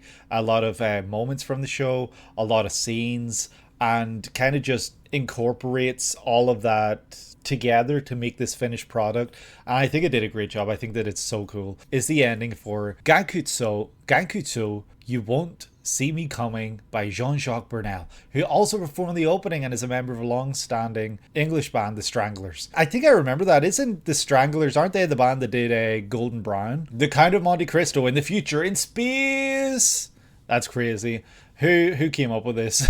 Whose idea was this? You'll have to remind me as well, Pinecino, was this a series that was received well? You like it. Yeah, but it just seems like it takes a long-standing, well-celebrated story and decides, you know what? We're going to do some random bullshit with this. And they throw in a mecha. They make it a space series. They just take everything that you know about the series and probably incorporate the themes into other aspects. Stupid people might not be a fan. I imagine that they take the themes of the series and incorporate those themes into other aspects of this anime series. And, you know, I'm sure that it's still very much the kind of Monte Cristo, but it's told in a very unique and interesting style. It's a well-liked series of the period, yeah. Well, I'm glad to hear that. I'm trying to remember the opening and I'm struggling to remember it. The ending for this is just like, it's an absolute trip. This was so fun. Like, I really loved the direction that they went with the visuals here because it was all over the place. It was chaotic. It was intense. It was showing you, I'm sure, key scenes from the series itself, while also doing a good job not to linger on anything for too long, if that makes sense. It was the Count riding on a horse way slower. Okay, I feel like I'm recalling that now. Yeah, so this is where all the energy is. Normally, I guess you would have the slower ending for a more upbeat, speedy opening, but this series did the complete opposite. And something else I think is so cool is the incorporation of having like the lyrics actually embedded into the ending itself. I imagine that this is how it seems. Maybe this is fan subs, I'm not entirely sure, but the way that that's the work of fans. Okay. Well, regardless, the work of the fans, they did a great job here because the lyrics are incorporated in a very cool and clever way. It's not distracting and it just helps to emphasize the intensity of the song itself. So yeah, the fans did a great job with these fan subs. I'm not gonna lie. It's just really strange seeing all these like futuristic sci-fi kind of elements within this ending because this series does not seem like it should be sci-fi at all. It seems like it should just be a historical drama. I saw a guy there. Who's this guy? Guy with a gun. The big ass top hat. Is this Speedwagon? We're seeing a lot of scenes, but none of this means anything to me. I don't know shit about the story of the Count of Monte Cristo to begin with. So I wouldn't even recognize anything here and be like, oh, this means this, or this is what this is probably supposed to, like, I don't have a damn clue. I really don't know anything about that story at all.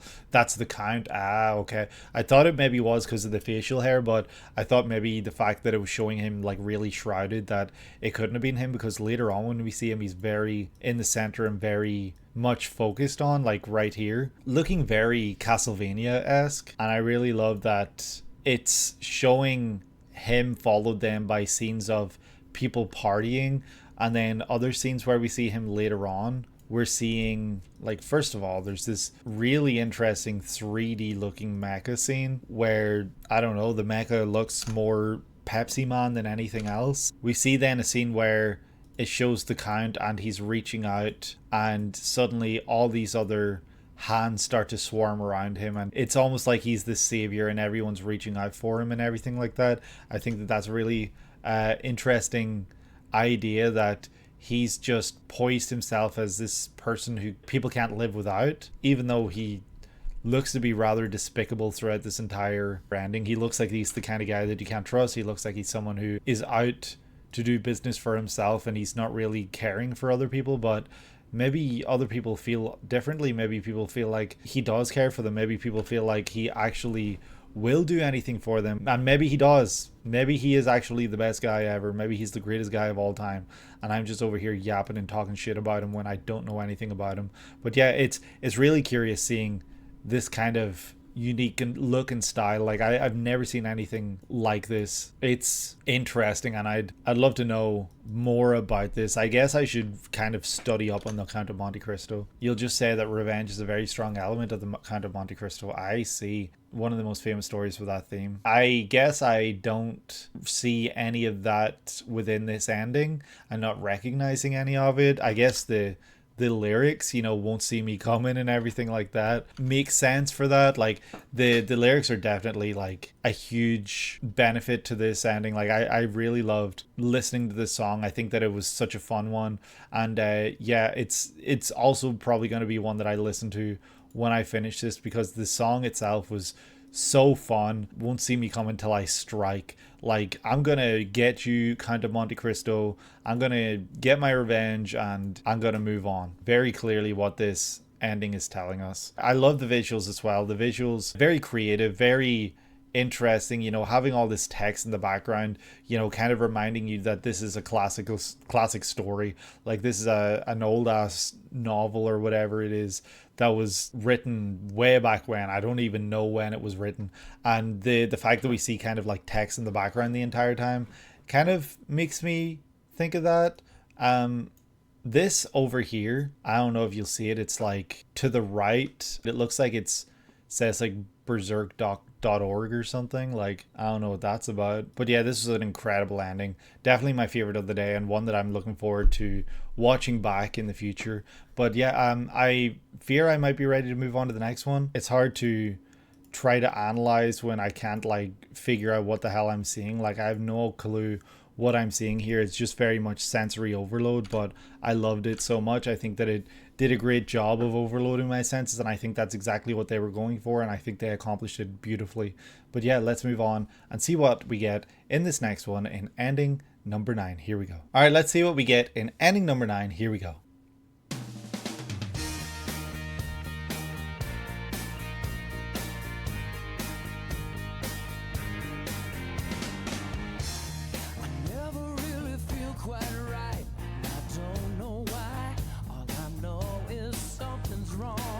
Hellsing. I was like, what is this? I guess I could have recognized the glasses.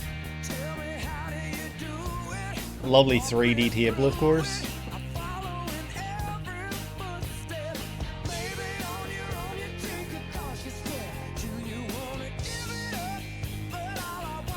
I love the song a lot.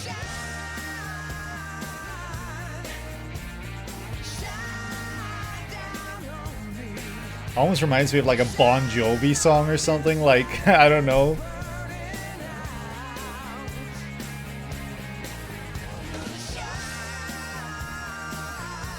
This is fun. Jesus Christ is in heaven now? What? That's so funny.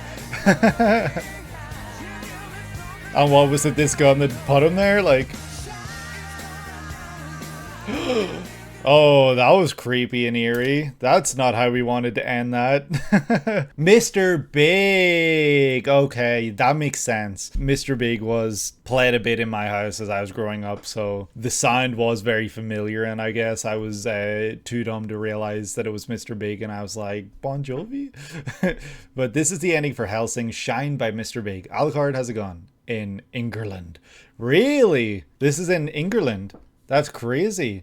People don't use guns there. This is such a fun little like ending that doesn't really have a whole lot going on in it. I can't explain it. I want to say that this ending is carried entirely by its song, but I also really liked the visual choices that they went with here. It's very simple, but when you finish an episode and you start to see like the imagery that we know from the series, just presented in a very casual way. I think that that's really fun. I think that seeing the glasses, goggles, whatever you want to call them, the guns and everything, just kind of like laid down, and it's kind of an insight that the characters are just chilling, they're taking it easy, they're not doing whatever they do during these episodes. I really like that a lot. It's like a nice almost headcanon for me that you get to see these characters chill out and just take it easy, even if you don't literally see that, because all you see are the items and the icons from like the iconography and the elements that we recognize from the series itself. Like we see the goggles, we see a bottle of either wine or blood, I don't know what it was, on the table. We see this big ass gun, this like, I don't even know what it is, but this gun looks crazy, and I'm sure whoever uses it does big damage with it. Hellsing, Hal Cannon, 30mm, Anti-Midians Cannon, DU Shell. What is Anti-Midians? I don't know what that means. Is that like the name of the bad things in this series? Are they Midians or Medians? But yeah, for such a simple premise, it really does a fun job of luring you in, and I think that a lot of that is due to the really cool song that they had playing in the background here. And of course, like this right here, like I don't think I ever saw the gun up close before, and it's saying Jesus Christ is in heaven now. That's really funny to me, because this guy must be an absolute menace to have written something like that on his gun. Like it's the kind of thing where like someone starts praying and then it's like, why are you praying? Like, Jesus is in heaven now, like that sort of thing. Oh, Midian is an old-timey term for monster. Really interesting. I see Midian and I think of midichlorian. But yeah, no, it's a really fun little ending that doesn't do too much. It is, like I said, kind of carried by the song itself, but the visuals are also a lot of fun, and I love seeing the way this ends here, because it leaves off on a really eerie, creepy note where it's very clear that not everything is okay.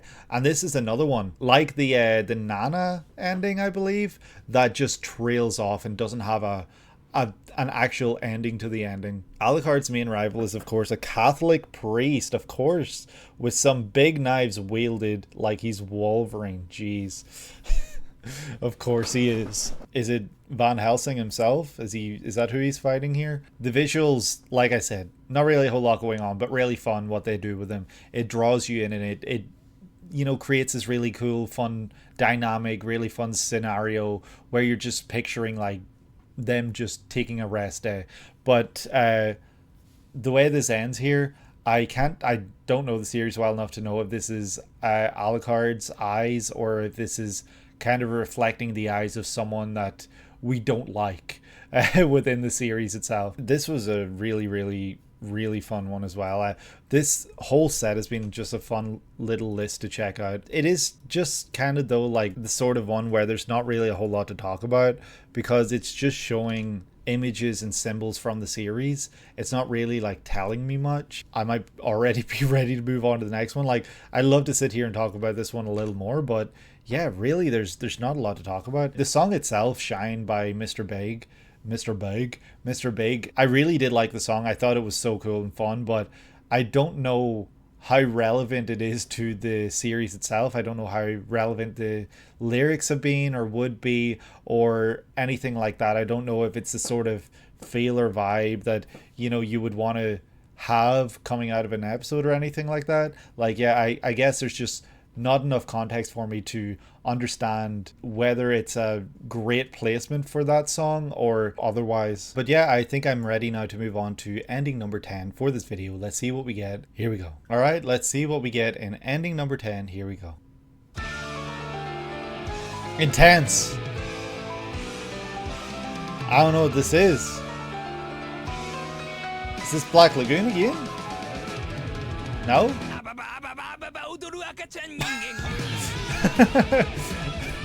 What the hell? This is not Black Lagoon.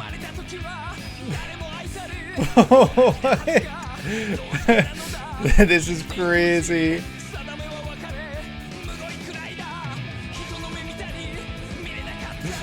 What is happening here? This is so funny.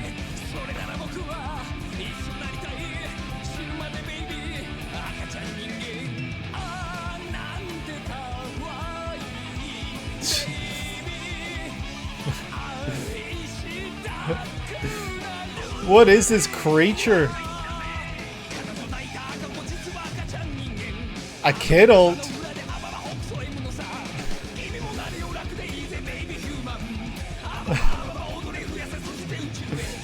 Oh my god. The kidult will dance.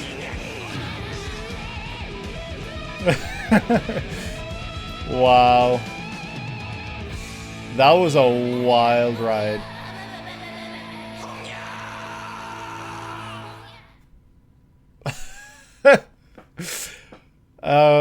Like, how do we go from this to this in the span of seconds? Jeez. This is the first ending for Welcome to the NHK, really? I would never have guessed that for this series. I honestly had no idea what this could have been. The only series I could think of was the, what was it, like, Gainer or something? Like the mecha show? I don't know. That was the only thing I could have thought of for what I thought this maybe could have been, but this is insane. I'm blown away by this. This was such a really cool, fun ending. This is exactly what you want coming out of a fun series. And yeah, I'm gonna read what you said here. This is the first ending for Welcome to the NHK. Baby Man Dancing by Kenji Ohtsuki and Fumihiko Kitsutaka. Sato has found himself perpetually trapped in his room, convinced the evil NHK TV station is the cause of his confinement. So, watching this ending and hearing, you know, or seeing them talk about kidults, you know, like a baby man or whatever, all I could think of was that one shitty movie, Little Man, if you know what I'm talking about, where it's like a little guy pretending to be a baby or something. Like, it's such a shit movie. But that's all I could think of reading, like, you know, kidult and everything like that. This is the kind of ending that I don't know if this was viral, but if this was to release today, this would be a viral hit in seconds. This would be everywhere. Everyone would know about this. They effectively landed on man-child before man-child with kidult. Yeah. So true. They were innovating with this one. Kidult is fun though. It's a fun little word. I don't think anyone would ever use that though, especially nowadays. You know, there's plenty other words, terms and everything to express what you mean by kidult. But it is a very fun way to present that, and the idea of having this little weirdo guy just dancing, and it's clearly very almost psychedelic inspired, I would say, because of the fact that we see this thing screaming, dancing, and everything alongside like a fridge and random other assortment of items. Like, it kind of gives me the sense that this is almost like one of two things, like a psychedelic fever dream, kind of like Pink Elephant type shit, or this is kind of more of a play on the conspiracy thing, where, you know, the whole thing is like, that's not a baby in your arms, that's a kidult, that's an adult that's pretending to be a child, and all of this shit, right? Like, it's kind of making me think that it's either psychedelic or some sort of conspiracy type thing, where I don't know if this is a conspiracy within the series itself, that there's a baby that isn't really a baby, kind of like, you know, the fact that the NHK are supposedly evil. That's obviously a conspiracy as well, that the main character Sato has. Yeah, it's strange to me that this is the ending for Welcome to the NHK, because this is not anything I would ever have expected from the series. I would have thought the series would have honestly been a little more serious, considering some of the topics that it looked to be dealing with from the opening itself. It looked to be a very sad almost series with some heavy topics. It's a bit more self-deprecation, humor, deprecation, mocking of the situation Sato finds himself in. I see. Well, regardless of the meaning behind it, it's an absolute trip. It's so fun. This little guy is really just going all out. Like, these shots right here where it's showing all these other items, it's making me think of like one of those really old school like computer video games. Like, I don't know if anyone will understand what I'm talking about. Deep down he fears he's the kidult, but really it's not even that deep down. Really interesting. Well, yeah, I guess that makes a lot of sense then, because he's singing about himself and a baby until I die, a kid old. Yeah, he's very much self-deprecating here, and he's making fun of himself. He's acknowledging the fact that he is aware that he is, I don't know if it would be not mature or not really doing what he needs to do to fit into like a society or be like an adult by what people would expect of you or anything like that. I feel like he's fully aware here that he is, I wouldn't say a disappointment, but disappointing some people who maybe had high hopes for him. He's just like dancing along. He really doesn't give a shit. He's just dancing. It's very fun. It's very playful, and it's really just such a cool ending. I know I said that the Monte Cristo ending would maybe be my favorite, but honestly, this one's definitely competing. I don't know which of the two I would prefer. Honestly, I'd maybe have to make my mind up while I'm editing and I hear them both again. But then the fact that we end here, like,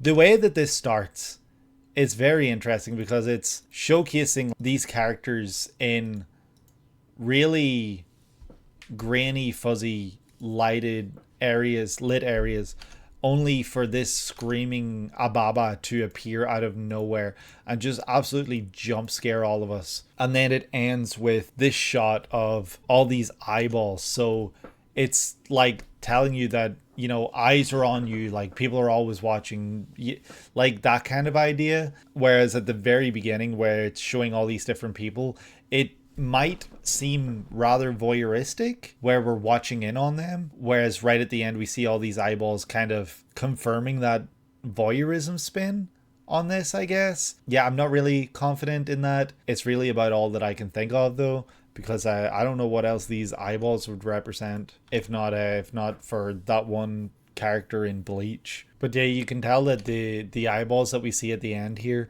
they're representative of the TV, because we see the TV kind of like power down, we see it shut off, and we see it dim just in time to see all these eyeballs. So it's like this conspiracy that they're being watched at all times. Like, that's almost what this feels like, in all honesty. The song was just so catchy, and yeah, this is easily going to be the most memorable ending that we check out today, unless something huge comes later. This was such a treat, such a fun way to break up the I wouldn't really say monotony, because this hasn't been monotonous, but it's a nice way to break up this list. There's a lot to see within this list, and this one is easily one that is going to be very memorable and one that I remember for a very long time. But yeah, I think we're ready to move on to the next one. Let's see what we get in ending number 11. So here we go. All right, are we ready for number 11 for this list? Let's see. I don't know how many there are, but we're probably coming up to the end, so let's see what we get in ending number 11. Let's go. Oh shit, that was loud. This is loud.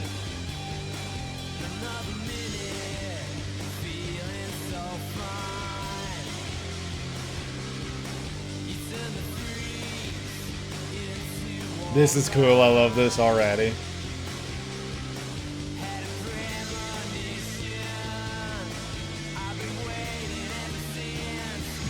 That guy on the left looks so detailed.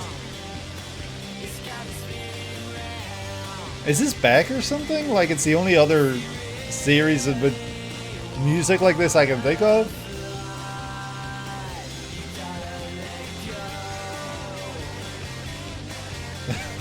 This is so cool. I love the art here. The art style is so cool.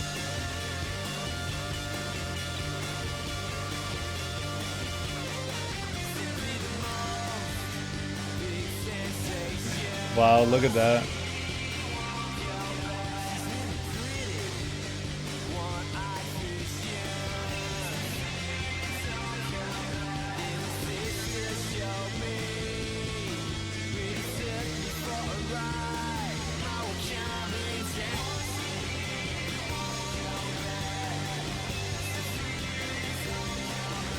The way this is drawn is very much Kurt Cobain. The way this was drawn was very much reminding me of Monster, 20th Century Boys, Pluto. Oh my god, his name's right there. Urasawa. Yeah, like some of the way the characters are drawn here, I don't know, it's kind of got like an Urasawa look to it, almost. Some of them anyway, not all. Like, not all, like, not every character here. But there's definitely moments where I'm like, wow, that looks like something that Urasawa would have drawn. This right here looks kind of Urasawa. That's cool. I love it. I really, really, really love this ending a lot. This is another huge ending for this list.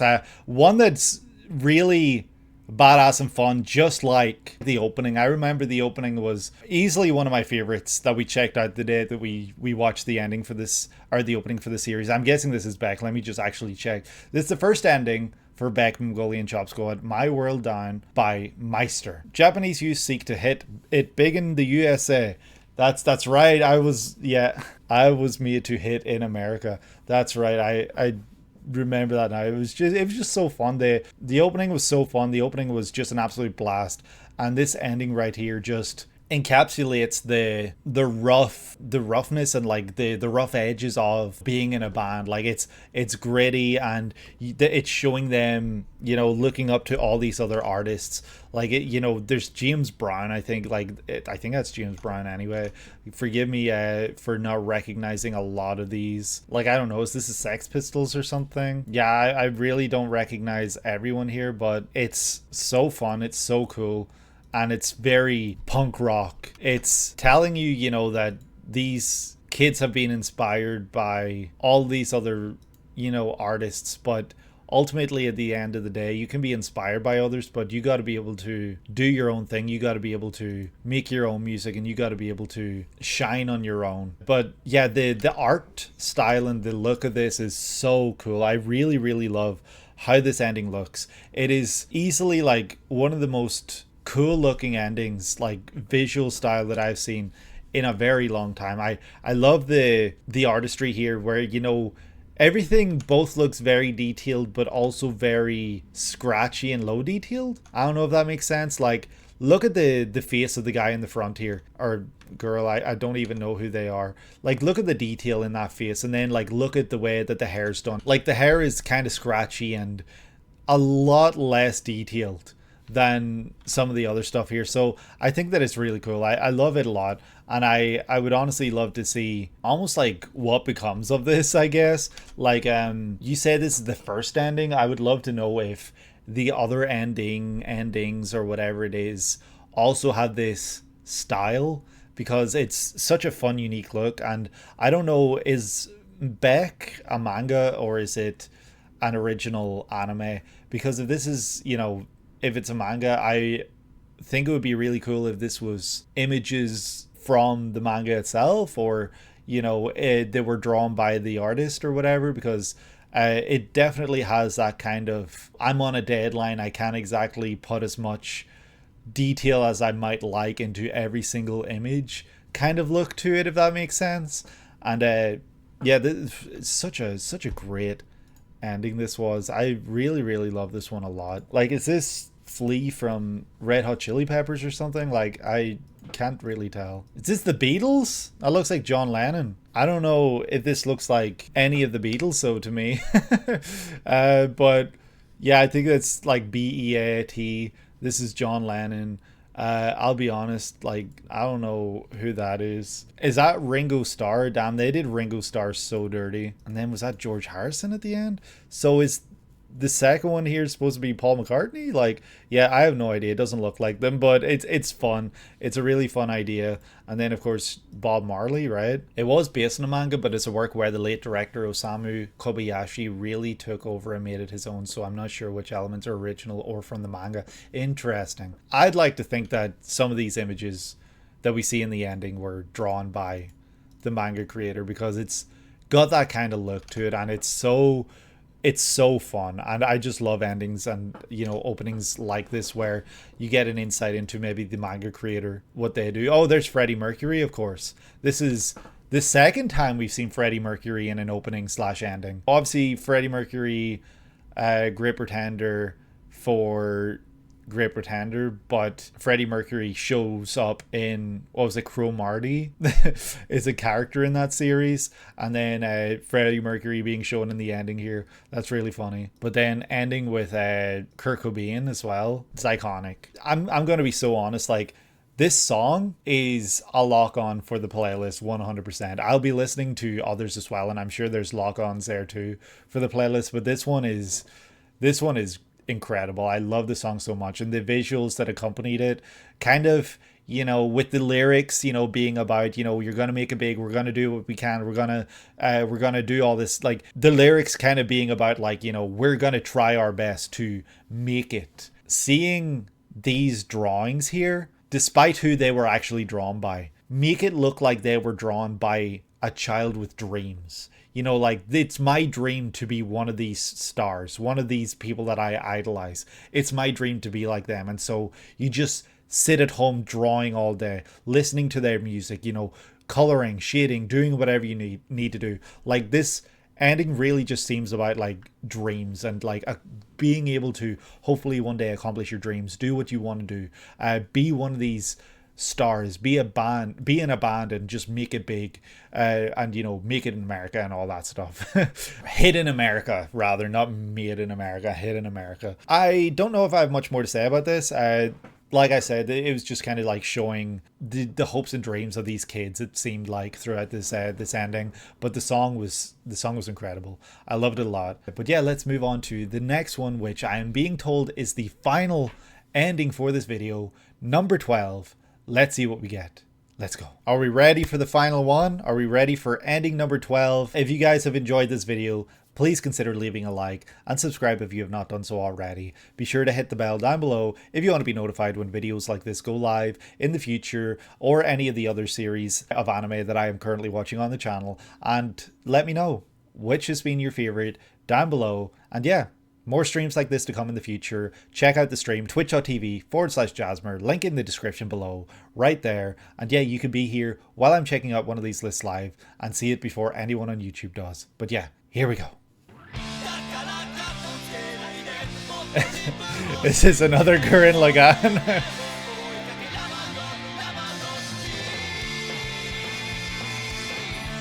Simon looks grown up. Very similar in theme though with the walking though.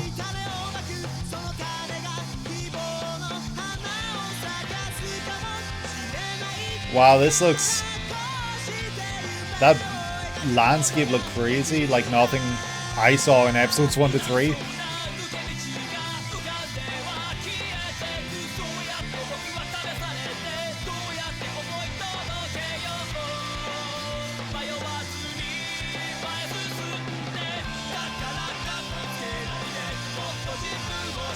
Believe in yourself more.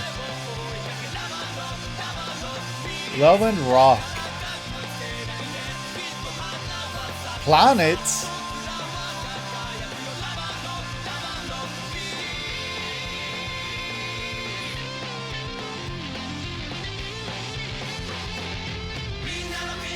Oh shit, we're cutting away?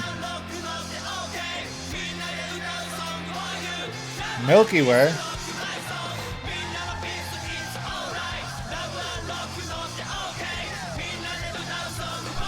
All these galaxies. And it ends with Simon with the galaxies in his eyes. Last time in the first ending, he had the sky in his eyes. And that was kind of like his goal. He could do anything. He could do whatever he wants. But now I'm wondering if that was kind of implying that he would conquer the skies. Because a lot of this ending kind of showed scenes of like planets and these galaxies and stuff. So now is the plan to conquer the galaxy. Like, I don't know. I really don't know what direction the series goes in, but it's like taking the goal of the first ending a step further.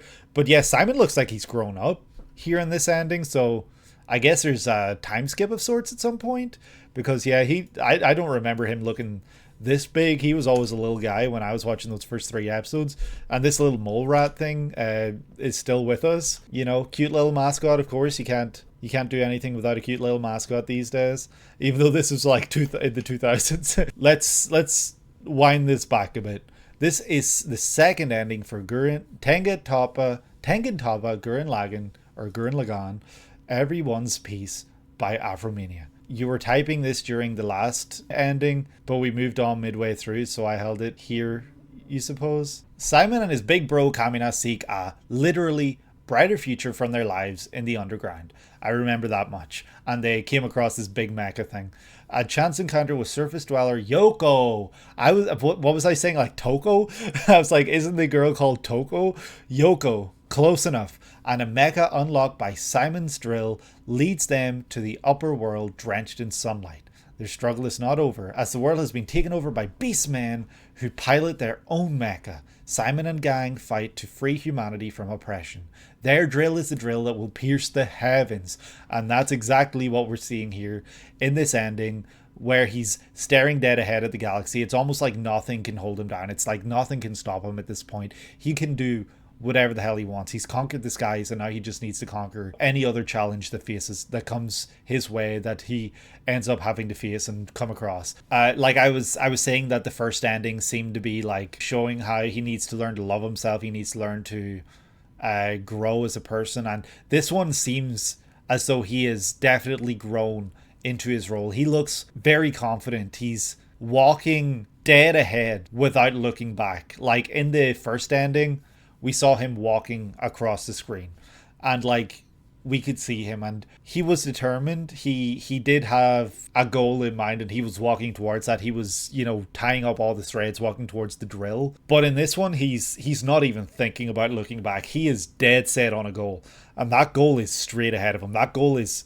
forward, and he is not going to stop whatsoever. He is focused on that path, and that's exactly what we see here. There's no more threads that he follows, because he doesn't need threads. He creates his own future, I guess, is the message here when you compare the two endings. When you compare the two endings, the first ending and the second ending, the first one, he's following these threads, all these other people that have come and gone in his life and everything like that, and leading him towards a point. In this one, he is just walking by his own volition.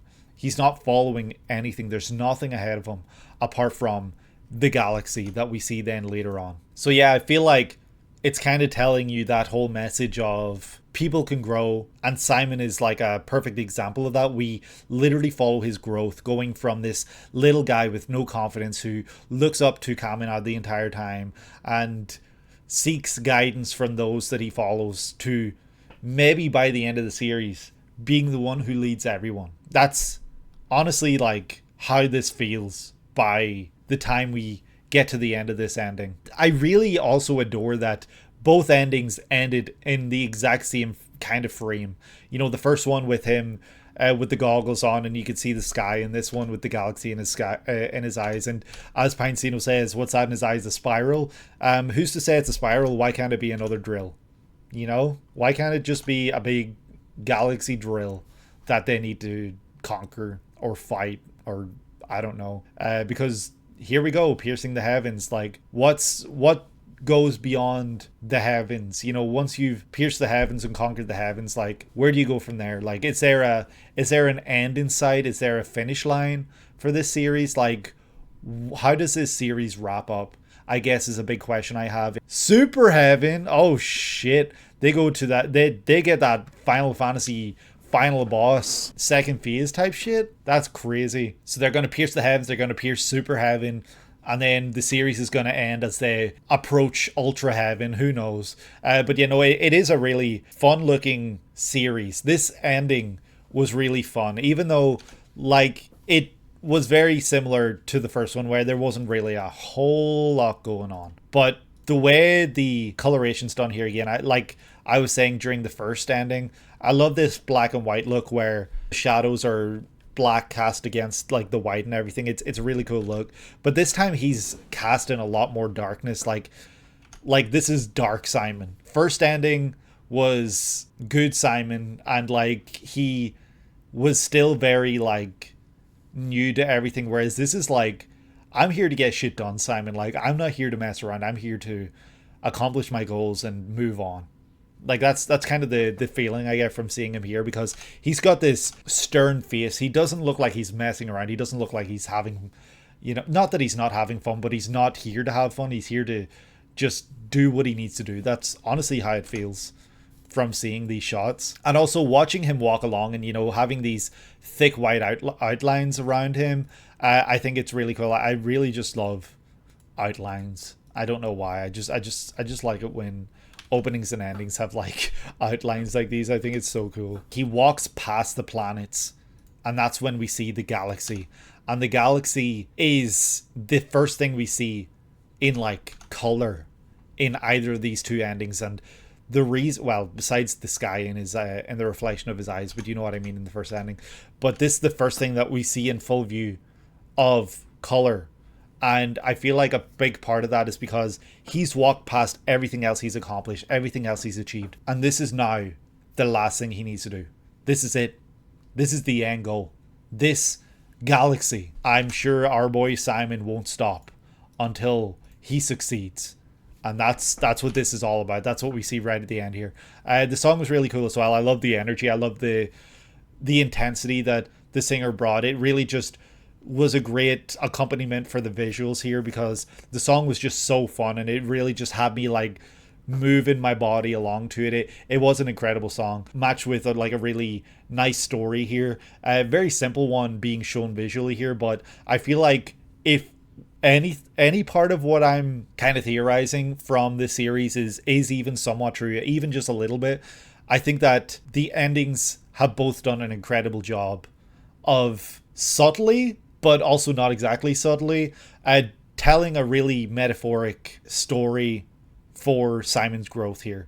And yeah, first time we see his face in the entire ending, and it's right at the end, right as he's looking at his goal, because that's all he has his eyes on, that's all he's focused on, his goal. And that's maybe what he's been staring at the entire ending as he's walking forward. But yeah, I think that might be all that I have to say here. Gurren Lagann, who would have known? Who would have thought that we'd be checking out more Gurren Lagann in this channel?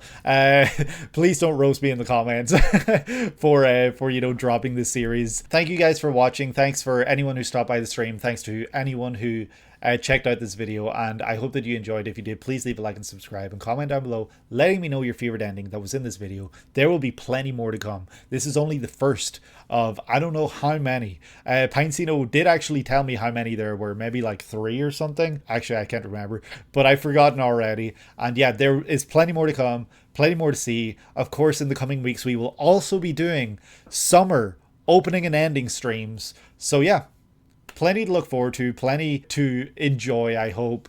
And yeah, if you guys do enjoy the content, check out the stream, check out the channel and everything like that. And yeah, I hope that you guys are having a great day today and that you're able to take it easy. I will see you in the next one. Take care.